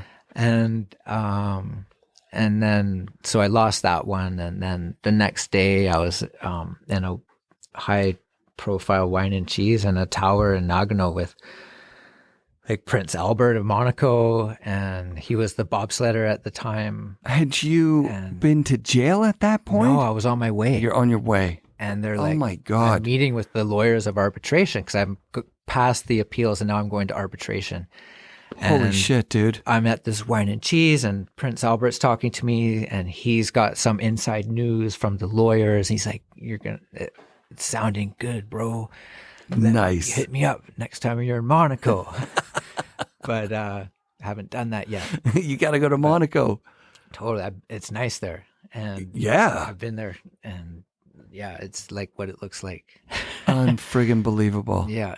Okay, so the lawyers I met with at the wine and cheese, and they're like, "This is, weed's not on the list of banned substances." Right. And so they've got egg on their face. There's like big nothing time they can do. Like you're gonna get your medal back. Yeah, it's not a performance enhancing drug, and it's not illegal across the world, right? No. And so at the time, it was on some sports list of banned substances. Got it. But not in others, and ours is one of those ones. That wasn't on it. It just wasn't on. We thought it was. Sure. Because it was on the World Cup Tour. Oh, right. And we assumed that the World Cup Tour, because it's the same federation, would be So after all of this bullshit, you wind up with a criminal charge in Japan. Uh-huh. Do they throw it out of court? Because I didn't even go get they never even followed through with the charges and all that stuff. I did an interrogation at the police station for most of the day, which got stressful through an interpreter. And were they good cop, bad copping you? Were they like, when did you smoke weed? Yeah, they're like, where's your weed? How do you smoke it? And I roll a joint. And they're like, what do you mean? And I'm like, they gave me a cigarette and I opened it up and then rolled it back up again. And, my God. Their reply was, so you smoke tobacco with your weed? And I was like, no, guys. But wow, man. This was before the official decision, so I didn't know. I was maybe like from what I heard at that wine and cheese party, that was good news. Yeah. But I was still in this jail getting processed. Jesus.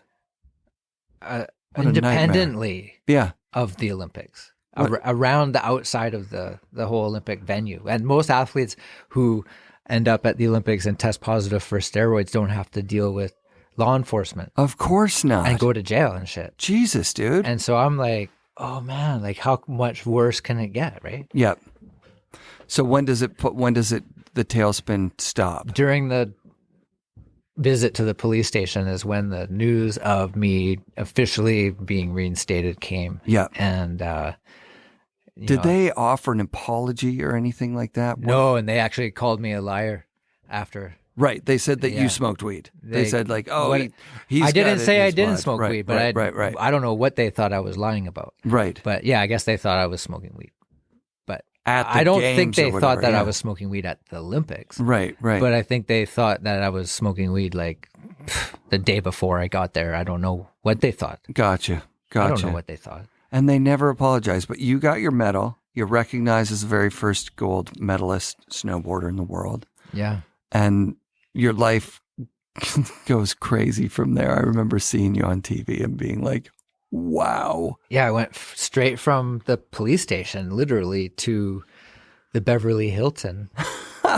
I flew on 747, right? Like jumbo jet Yeah. in 1998, right? With the bubble Yeah, on the dude. on the top floor. You were in VIP. Yeah. Who flew you? The Leno's Tonight people? Show. Yep. Yeah. How fucking awesome. So you go from winning gold, partying, having the best day of your life, worst 2 days of your life, Yeah. back to, like, I guess it would be tainted though. Like was. while you're on your way over, you're like, wait, are they gonna fucking make fun of me for smoking weed or No, I was like shell shocked. shell shocked? You just PTSD'd came from, out. yeah. Like I just Yeah. gone through something. Yeah, you And went no matter what, you could Yeah. give me $1 million and it wouldn't change what Yeah, happened. man. Yeah. And there's nothing that could reverse that. And it took me like 10 years to kind of process it all. Yeah. But at the time, I'm at the Beverly Hilton. Yep. I have a, Porsche dropped a car off for me. Come on. No. And I'm ripping around Beverly Hills the next day in a Porsche. And, the Roots guys are, Michael and Don from Roots are there. And it was just like this whole crazy ride after that. Back to the top of the world for a bit. Yeah. No, for a while. Yeah. It was quite the... And then Whistler. Things got a little out of hand. Like, Yeah. it was a lot of media, a lot of me not doing my thing, like snowboarding, and a lot of me being in Toronto and working with Roots and doing the whole media. And what you would think you would do, probably. Like, for me, it was different. I was packing the Eaton Center in Toronto. 7,000 people come to my autograph signing. Come on. Yeah, packing Whistler Village, same thing. Yeah. It was nuts. So do they give you the run at Whistler kind of right as soon as you get home type of thing? That was like I think awarded to me on the homecoming welcoming. that they Congrats, gave me, dude. man. You earned it. Oh, You thanks. earned it, dude. Like all of that stuff. You won the race. That's the thing, is you won the friggin' race. Yeah. And you were the fastest guy at the Olympics on that course that year. Yeah. And I can't believe they put you through that crap. That was great. Yeah. It was crazy. I mean, it wasn't great. I didn't feel great Right. about it. No. And for a long time I didn't Yeah. feel great about it, and Yeah. even had a hard time to talk about it, Sure. to be honest. But Yeah. like you said, it's been 22 years now, Mhm. and it's part of my story, and it's made up, who I am basically as a person. And just, you can never, not a lot of people have that opportunity, Or have a you know? story that big, right? And then for it to be connected to weed, for it to be all about weed, Right. which I loved Right. at right. the time, Right. like, so much. I loved weed so much. You can't even know how much I loved weed, and I even love it as much as Sure. now as I did then, Right. and more. But it was just like, I knew there was like this thing about it that was gonna catch on, like snowboarding, and it worked for me. And if it works for me, it's gonna, lots of people are gonna feel the same way. Totally. And So at what point do you start dreaming up like Ross's Gold or like working with cannabis in the Well, Canadian legal market? Was it before it was legal even? You're like, okay, we're going to help with legislation and try and push this Well, I was through? an advocate right away for cannabis, Cool. and I got behind cannabis right away on Sick. my first year in 1998, Yeah. and started doing our interviews for, why cannabis is performance enhancing, Sure. and started talking about it before the science was really out there. Mm-hmm. I was making these claims that it gave me the motivation to go into the gym 700 times in a row. Fuck you if you can do that without weed. Yeah, man. You're an asshole if you can do that without Yeah, weed. Jim Barnum, when we turned 30, he was like, dude, you got to try weed in the gym. Right. It's just like the best. It's It's, so like much fun. meditation. It's like forced meditation. Like, you don't have to make yourself do it. It's Right. like, okay, I'm going to jump in the car, put some tunes on, and go to the gym. It's pump some- enjoyable. you do it. And now I'm all about cycling. I don't lift weights anymore, but Mhm. I'm all about the ultra endurance. But yeah, the opportunity and to have that given to me, like the platform, the weed Yeah. platform Yeah, on my yeah. lap. Yeah, man. right? Like that was sketch balls at the time. You know? Sure, dude. Fuck, what am I going to do? Yeah, man. Shit. But when the questions came and, you know, I just on the fly decided, you know, I was going to get behind cannabis. And Cool. I was going to be the, you know, take the hit, whatever happens, happens. Sure. You know, at that point, I felt like I had gone through enough and lost kind of enough anonymity. Yeah. And also that I was out of the pot closet at the same time, that all the things I would have normally tried to protect Yeah. now were not there anymore. So I you know, I can truly follow my passion, which was weed, and get into, you know, trying to get involved. And so officially we started Ross Gold like going on 8 years ago. Okay. Yeah. So 6 years before legalization. Yep. Yeah. Just around. Cool. Yeah.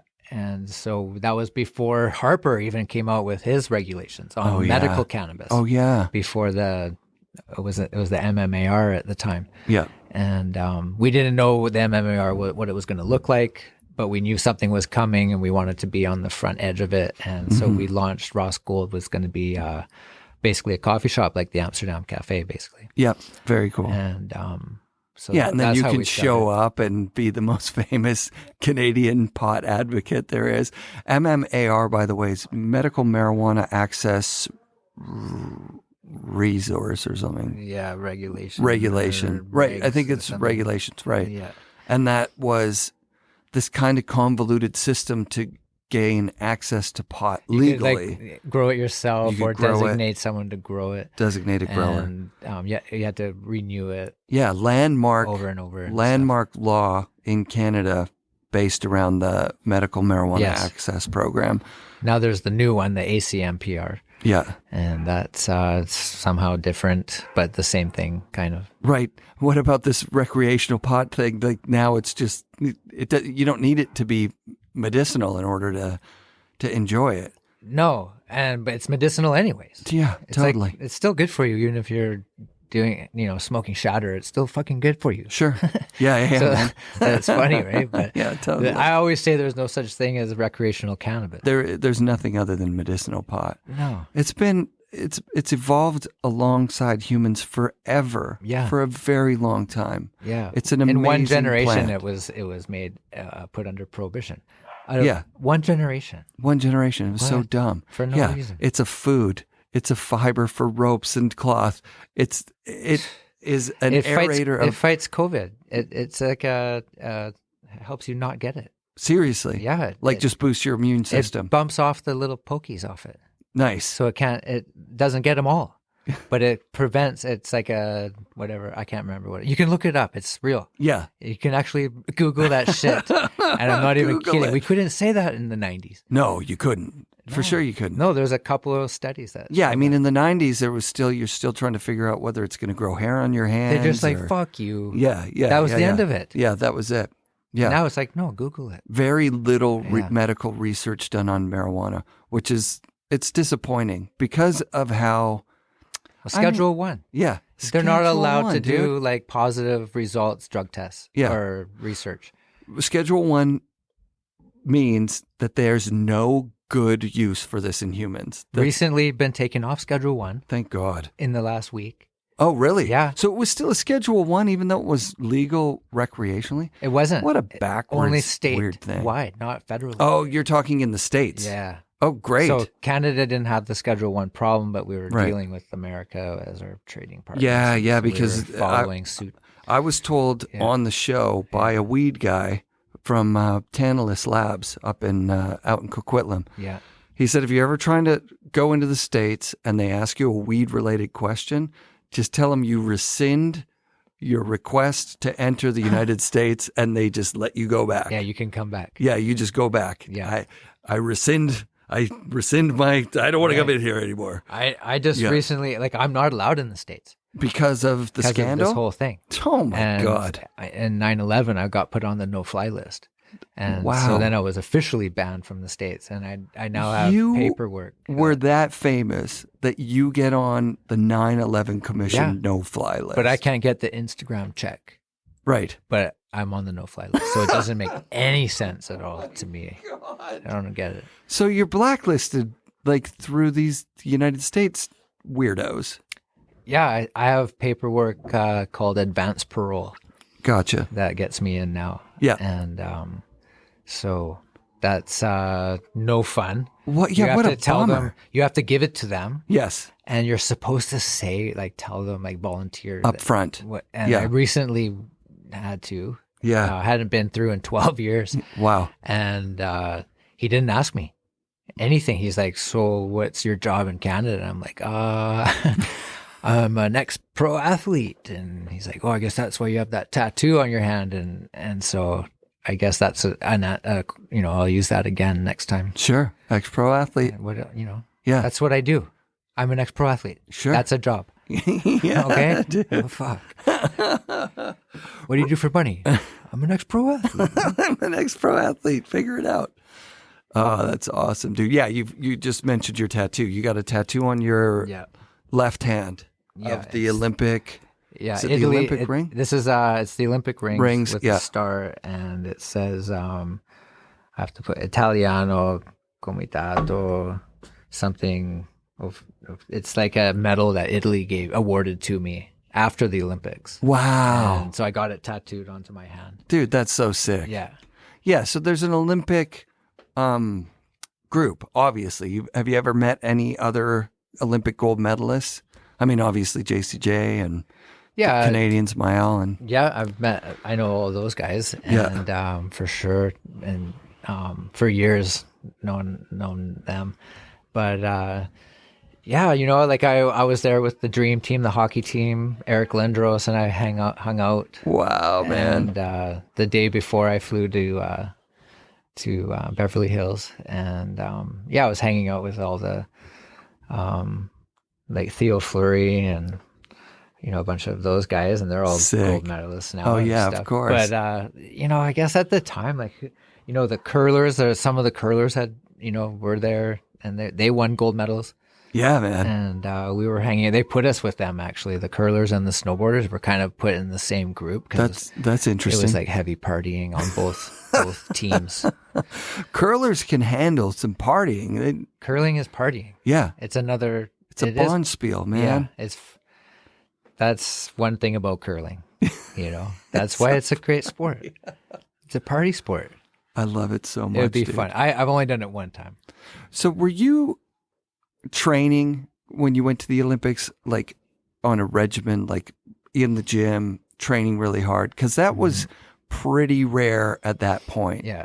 Craig had done it for his World Cup stuff through the late 80s into the early 90s, but it was rare, right? Yeah, I was one of the only guys that really took that end of it. Yeah. Seriously, but if you know how big Mike Jacoby is, he's huge, yeah. And you realize there's no weight class and and the bigger you are, the faster you go. Sure. And that's just pure physics. So, I was aware of that, and coming into the World Cup, I was probably like 160 pounds, and at the Olympics I was probably closer to 190. Wow. And I went through 1 year of just realizing that I needed to get heavier to win races, and just being on tour and eating cheesecake and ice cream, and got up to like 196 pounds at the U.S. Open, and won the U.S. Open, and best year of your life. Best year ever. I won tons of races, and European championships that year too. Rad. And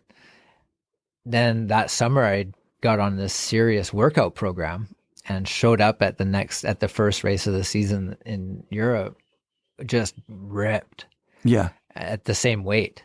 Wow. And, Burton thought I was on steroids. There was complaints made, and they're like, what do you have to say about that? And I'm like, well, there's nothing else I can say except it's a compliment. I appreciate the attention.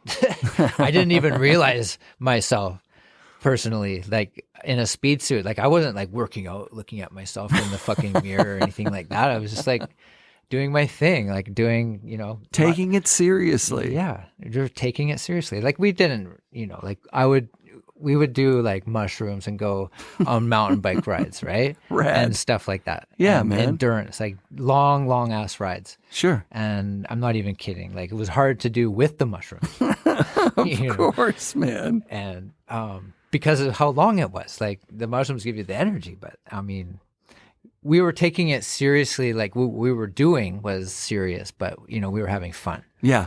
And back in the day, like there was no drug testing. Like, No, we of didn't course. think of that. Right. We were just like, let's, and even on the World Cup tour, what I'm talking about, there was no drug testing. Totally. We didn't think of anything like that. We weren't doing shrooms on tour. None of that crossed our mind. Like we were serious. Yeah. I was so serious. I barely drank. Right.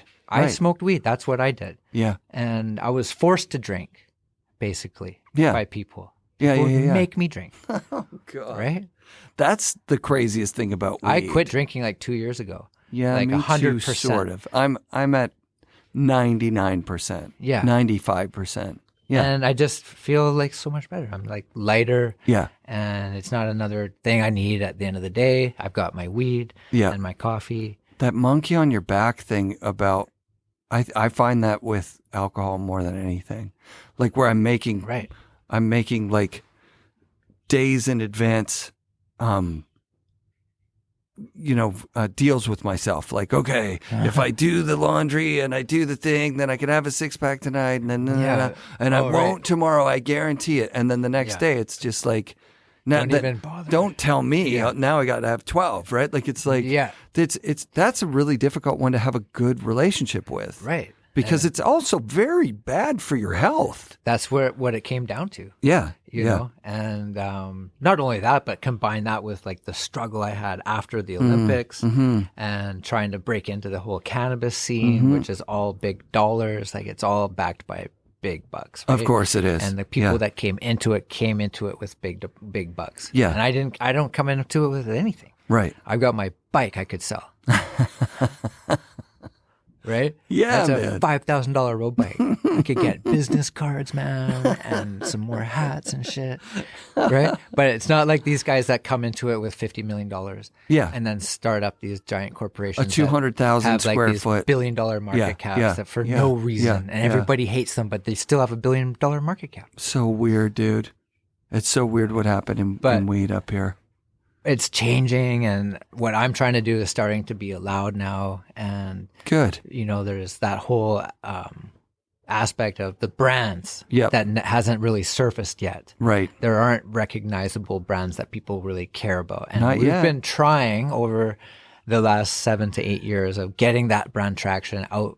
We have a line of glass that was out for a number of years, Ross Gold Glass, and we've been out at the trade shows for years and years now. How's the reception been? This Good? is from one of the trade shows. Oh yeah, it's a trade show We're booth. sitting in front of one of my banners. It's my YouTube, Instagram. thing. So do you do? I'm on Instagram. And then do you do like live stories, or do you do a podcast or something like that? All that shit there behind you is people send me shit. And Right. I unbox it and sick, dude. Smoke it or put it on or whatever. Yeah, yeah. Right? And it's just something that people, and so I have that going on. So it's an endorsement of like pot products or like anything that's Occasionally I do like some unboxings, and it's pot. Recently I got this cool tumbler like from a tea company. Bruetta Tea gave me this cool thing with the old graphics of one of my helmets Oh, sick. on it. Dope, And that was dude. cool. But mostly I just post pictures about my weed that I grow. And, I know this is a snowboard podcast, but there's, a certain segment of the whole weed culture that I'm pretty entrenched into right now with growing weed and how to grow weed. And Rad. so we're actually coming out. Ross Gold Nutrients is coming out. Cool. For helping people grow. Yeah, we have Dude, that's plant sick. food coming out. And Great idea. We've got all kinds of other stuff. Yeah, yeah. Like that. There was a divergence for me with the culture around 15 years ago, because you remember what Vancouver 420 was like back in the day. Yeah, it was just this big, amazing, like, hey, we can smoke weed here. And then the cops decriminalized it. Was awesome. Yeah. But as those got bigger and bigger, there was a point where weed smoking left where I was comfortable. Left the building. You left the building and wasn't a part of, like, I've smoked a joint in the Mount Baker forest. Yeah.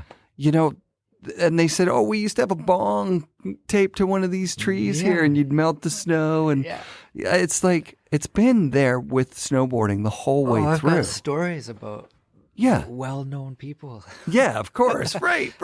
Yeah. And the thing And is, even today, like prohibition's over, but I don't want to tell you them. you're right. Isn't that crazy? Yeah. That's our generation. Yeah. Our kids will grow up. Like my kid smoked some weed when he was 14, kind of behind my back. And he was so scared that I was going to be mad. I was like, dude, I'm so glad you're not drinking booze. Right. That's where I'm at. And I'm not like, okay, drop out of school and be a stoner. How did you like it? He's like, I loved it. It feels really good. Yeah. And then he made the decision on his own. He said, you know what? I'm not going to smoke it for senior year.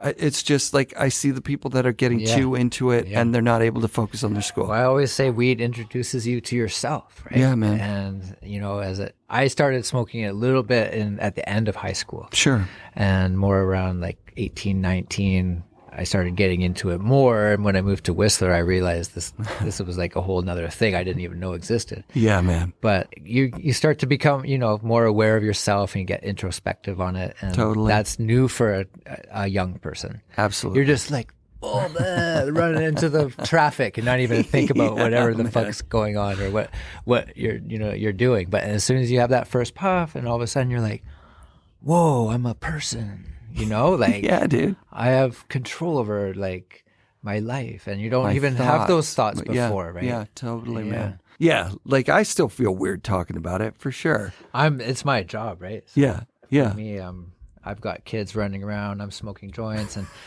you can see that, you know, I don't like freak out if they come down here. No, and if man. I'm smoking a joint, right? You can probably smell weed down here.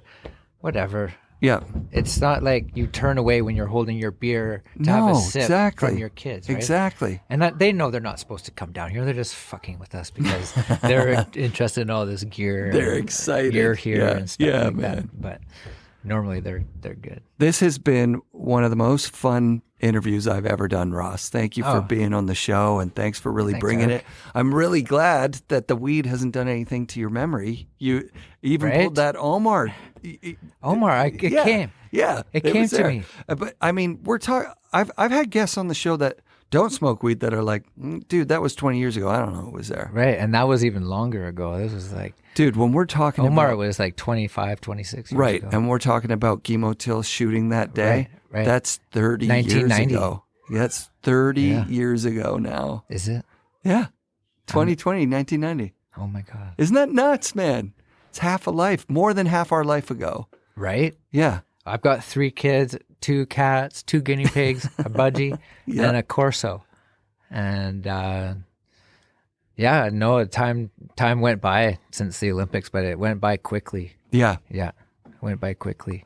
It was one of the craziest, you know, rides that you couldn't even, you know, make up. You couldn't make that up. No. Mike Tyson biting an ear. It was that big of a story. Yeah. Some people have had some, you know, like I can relate to a lot of, like I listen to Drake. Okay. Like if you listen to his lyrics, any one of those songs could be about me.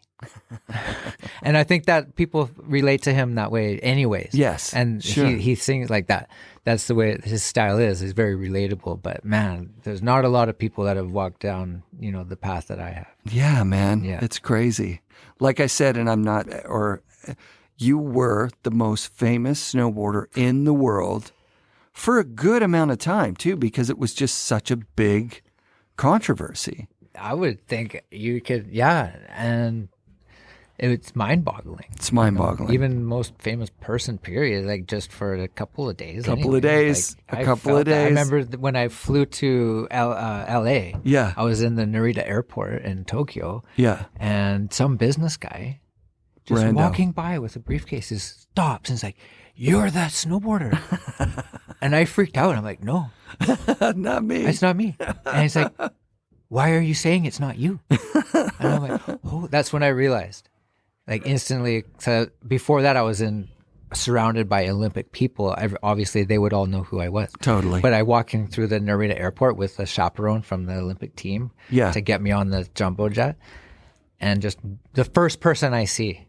And I'm like, okay, this is more than I thought. Yeah. Oh, that's awesome, Anyways, dude. I appreciate your. So your interest. did you ever have to do like PTSD therapy for stuff for this? I didn't know any that existed. Yeah. But I did. I never did get diagnosed that I had it. Right. But I probably could go and say this is Yeah, how I'm I not a felt for doctor, 10 but years. come on, and seriously. I didn't get my mail for 10 years. I couldn't pay my taxes. I got audited. Wow. I went through all this shit. I Wow, lost all man. my sponsors. Like Yeah. there was a lot of fallout from it. Sure, And it of took me course. time to get from there to to get here. Yeah. And I've been doing a lot of work even in the last 10 years. Yeah. Let alone 20 years. Yeah. And things have changed from me getting over the Olympics to, okay, now this is the rest of my life for the last 10 years is kind of what I've been focusing on. Yeah, man. And so, you see, I've got a family. Totally. And I got a whole thing going on with, the cannabis scene. Yeah. And it's balls out every day. It seems like It's crazy. you're making it happen, man. Yeah. It seems like you're making it happen. Yeah, we're going to. I'm on your side on this one. I think this is going to be a huge thing. Yeah, man. We don't know. We hope we got, the passion to do it. And, Yeah. we've been at it for 8 years Yeah. already. And you got the name, man. You got the name. Well, we're just going to, take it to the hill. Yeah. Yeah. And throw down. Sick, Ross. Thanks, buddy. Yeah, right on. FNRad shout outs to Ross and his kids and his partner for having me into their home. Thanks, you guys. Special thanks to listener Al King for waiting so patiently for the signed Dano print of Russell Winfield. I want to shout out Tyler Lepore, who called me this week out of the blue. Some more dad talk. We're going to go shred Seymour, but Tyler's, at the very beginning stage of taking his kids up the mountain. And you can hear the frustration. I might do a side hits episode with that. So check that out if I do that. And be sure to come back next week for another episode of the FNRad Snowboard Podcast, presented by Vans and brought to you by SIA Productions.